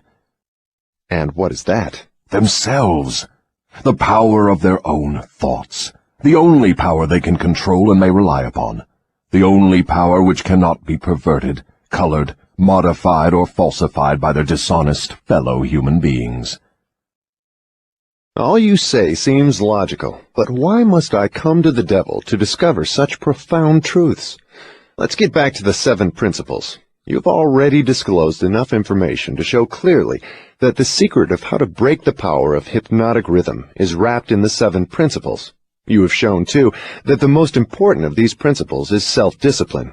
Now, go ahead and describe the other 5 principles you have not yet mentioned and indicate what part they play in giving one self-discipline. First, let me summarize that part of my confession we have already covered. I have frankly told you that my 2 most effective devices for mastering human beings are the habit of drifting and the law of hypnotic rhythm. I have shown you that drifting is not a natural law, but a man-made habit which leads to man's submission to the law of hypnotic rhythm. The 7 principles are the media by which man may break the hold of hypnotic rhythm and take possession again of his own mind. You see, therefore, the 7 principles are the 7 steps which lead victims of hypnotic rhythm out of the self-made prisons in which they are bound. The 7 principles are the master key that unlocks the door to spiritual, mental, and economic self-determination. Is that true? Yes, that's another way of stating the truth. Is failure ever a benefit to man? Yes. Indeed, learning from adversity is the 3rd of the 7 principles. But few people know that every adversity brings with it the seed of an equivalent advantage. Still fewer people know the difference between temporary defeat and failure. If this knowledge were generally known, I would be deprived of one of my strongest weapons of control over human beings. But I understood you to say that failure is one of your greatest allies. I got the impression from your confession that failure causes people to lose ambition and quit trying, and then you take them over without opposition on their part. That is just the point. I take them over after they quit trying. If they knew the difference between temporary defeat and failure, they would not quit when they meet with opposition from life. If they knew that every form of defeat and all failures bring with them the seed of unborn opportunity, they would keep on fighting and win. Success usually is but one short step beyond the point where one quits fighting. Is that all one might learn from adversity, defeat, and failure? No, that is the least of what one might learn. I hate to tell you this, but failure often serves as a blessing in disguise, because it breaks the grip of hypnotic rhythm and frees the mind for a fresh start. Now we are getting somewhere. So, you have confessed at long last that even nature's law of hypnotic rhythm can be, and often is, annulled by nature herself. Is that correct? No. That is not stating the matter accurately. Nature never reverses any of her natural laws. Nature does not take away a human being's freedom of thought through hypnotic rhythm. The individual gives up his freedom by abuse of this law. If a man jumped from a tree and was killed by the sudden impact of his body with the earth through the law of gravity, you wouldn't say nature murdered him, would you? You would say the man neglected to relate himself properly to the law of gravity. I'm beginning to see. The law of hypnotic rhythm is capable of both negative and positive application. It may drag one down to slavery through loss of the privilege of freedom of thought, or it may help one rise to great heights of achievement through the free use of thought, depending on how the individual relates himself to the law. Is that correct? Now you have it right. But what about failure? One does not fail intentionally with purpose aforethought. No one encourages temporary defeat. These are circumstances over which the individual often has no control whatsoever. How, then, can it be said that nature does not take away one's freedom of thought when failure destroys ambition, willpower, and the self-confidence essential to make a fresh start? Failure is a man-made circumstance. It is never real until it has been accepted by man as permanent. Stating it another way, Failure is a state of mind. Therefore, it is something an individual can control until he neglects to exercise this privilege. Nature does not force people to fail, but nature does impose her law of hypnotic rhythm upon all minds, and through this law gives permanency to the thoughts which dominate those minds. In other words, failure thoughts are taken over by the law of hypnotic rhythm and made permanent if the individual accepts any circumstances as being permanent failure. That same law just as readily takes over and makes permanent thoughts of success. What part, then, does failure play in helping an individual break the grip of hypnotic rhythm after that law has been fastened upon his mind? Failure brings a climax in which one has the privilege of clearing his mind of fear and making a new start in another direction. Failure proves conclusively that something is wrong with one's aims or the plans by which the object of these aims is sought. Failure is the dead end of the habit path one has been following, and when it is reached it forces one to leave that path and take up another, thereby creating a new rhythm. But failure does more than this. It gives an individual an opportunity to test himself, wherein he may learn how much willpower he possesses. Failure also forces people to learn many truths they would never discover without it. Failure often leads an individual to an understanding of the power of self-discipline, without which no one could turn back after having once been the victim of hypnotic rhythm. Study the lives of all people who achieve outstanding success in any calling, and observe with profit that their success is usually in exact ratio to their experiences of defeat before succeeding. Is this all you have to say of the advantages of failure? No, I have barely begun. If you want the real significance of adversity, failure, defeat, and all other experiences which break up a human being's habits and force him to form new habits, watch nature at her work. Nature uses illness to break the physical rhythm of the body when the cells and organs become improperly related. She uses economic depressions to break the rhythm of mass thought when great numbers of people become improperly related, through business, social, and political activities. And she uses failure to break the rhythm of negative thought when an individual becomes improperly related to himself in his own mind. Observe carefully, and you will see that everywhere in nature there is always at work a natural law which gives eternal change to all matter, all energy, and to the power of thought. The only permanent thing in the universe is change, eternal, inexorable change, through which every atom of matter and every unit of energy has the opportunity to properly relate itself to all other units of matter and energy. And every human being has the opportunity and the privilege of properly relating himself to all other human beings, no matter how many mistakes he makes, or how many times or in what ways he may be defeated. When mass failure overtakes a nation, such as the 1929 World Business Depression, the circumstance is in perfect harmony with nature's plan to break up man's habits and give out fresh opportunities. What you are saying intrigues me. Am I to understand that hypnotic rhythm has something to do with the way people relate themselves to one another? That abstract, elusive thing called character is nothing but a manifestation of the law of hypnotic rhythm. Therefore, when speaking of one's character, it would be proper to say his thought habits have been crystallized into a positive or a negative personality. Through hypnotic rhythm, one is good or bad because of the knitting together of his thoughts and deeds through hypnotic rhythm. One is bound by poverty or blessed with abundance because his aims, plans, and desires, or lack of them, have been made permanent and real by hypnotic rhythm. Is that all you have to say of the connection between hypnotic rhythm and human relationships? No, I have just begun.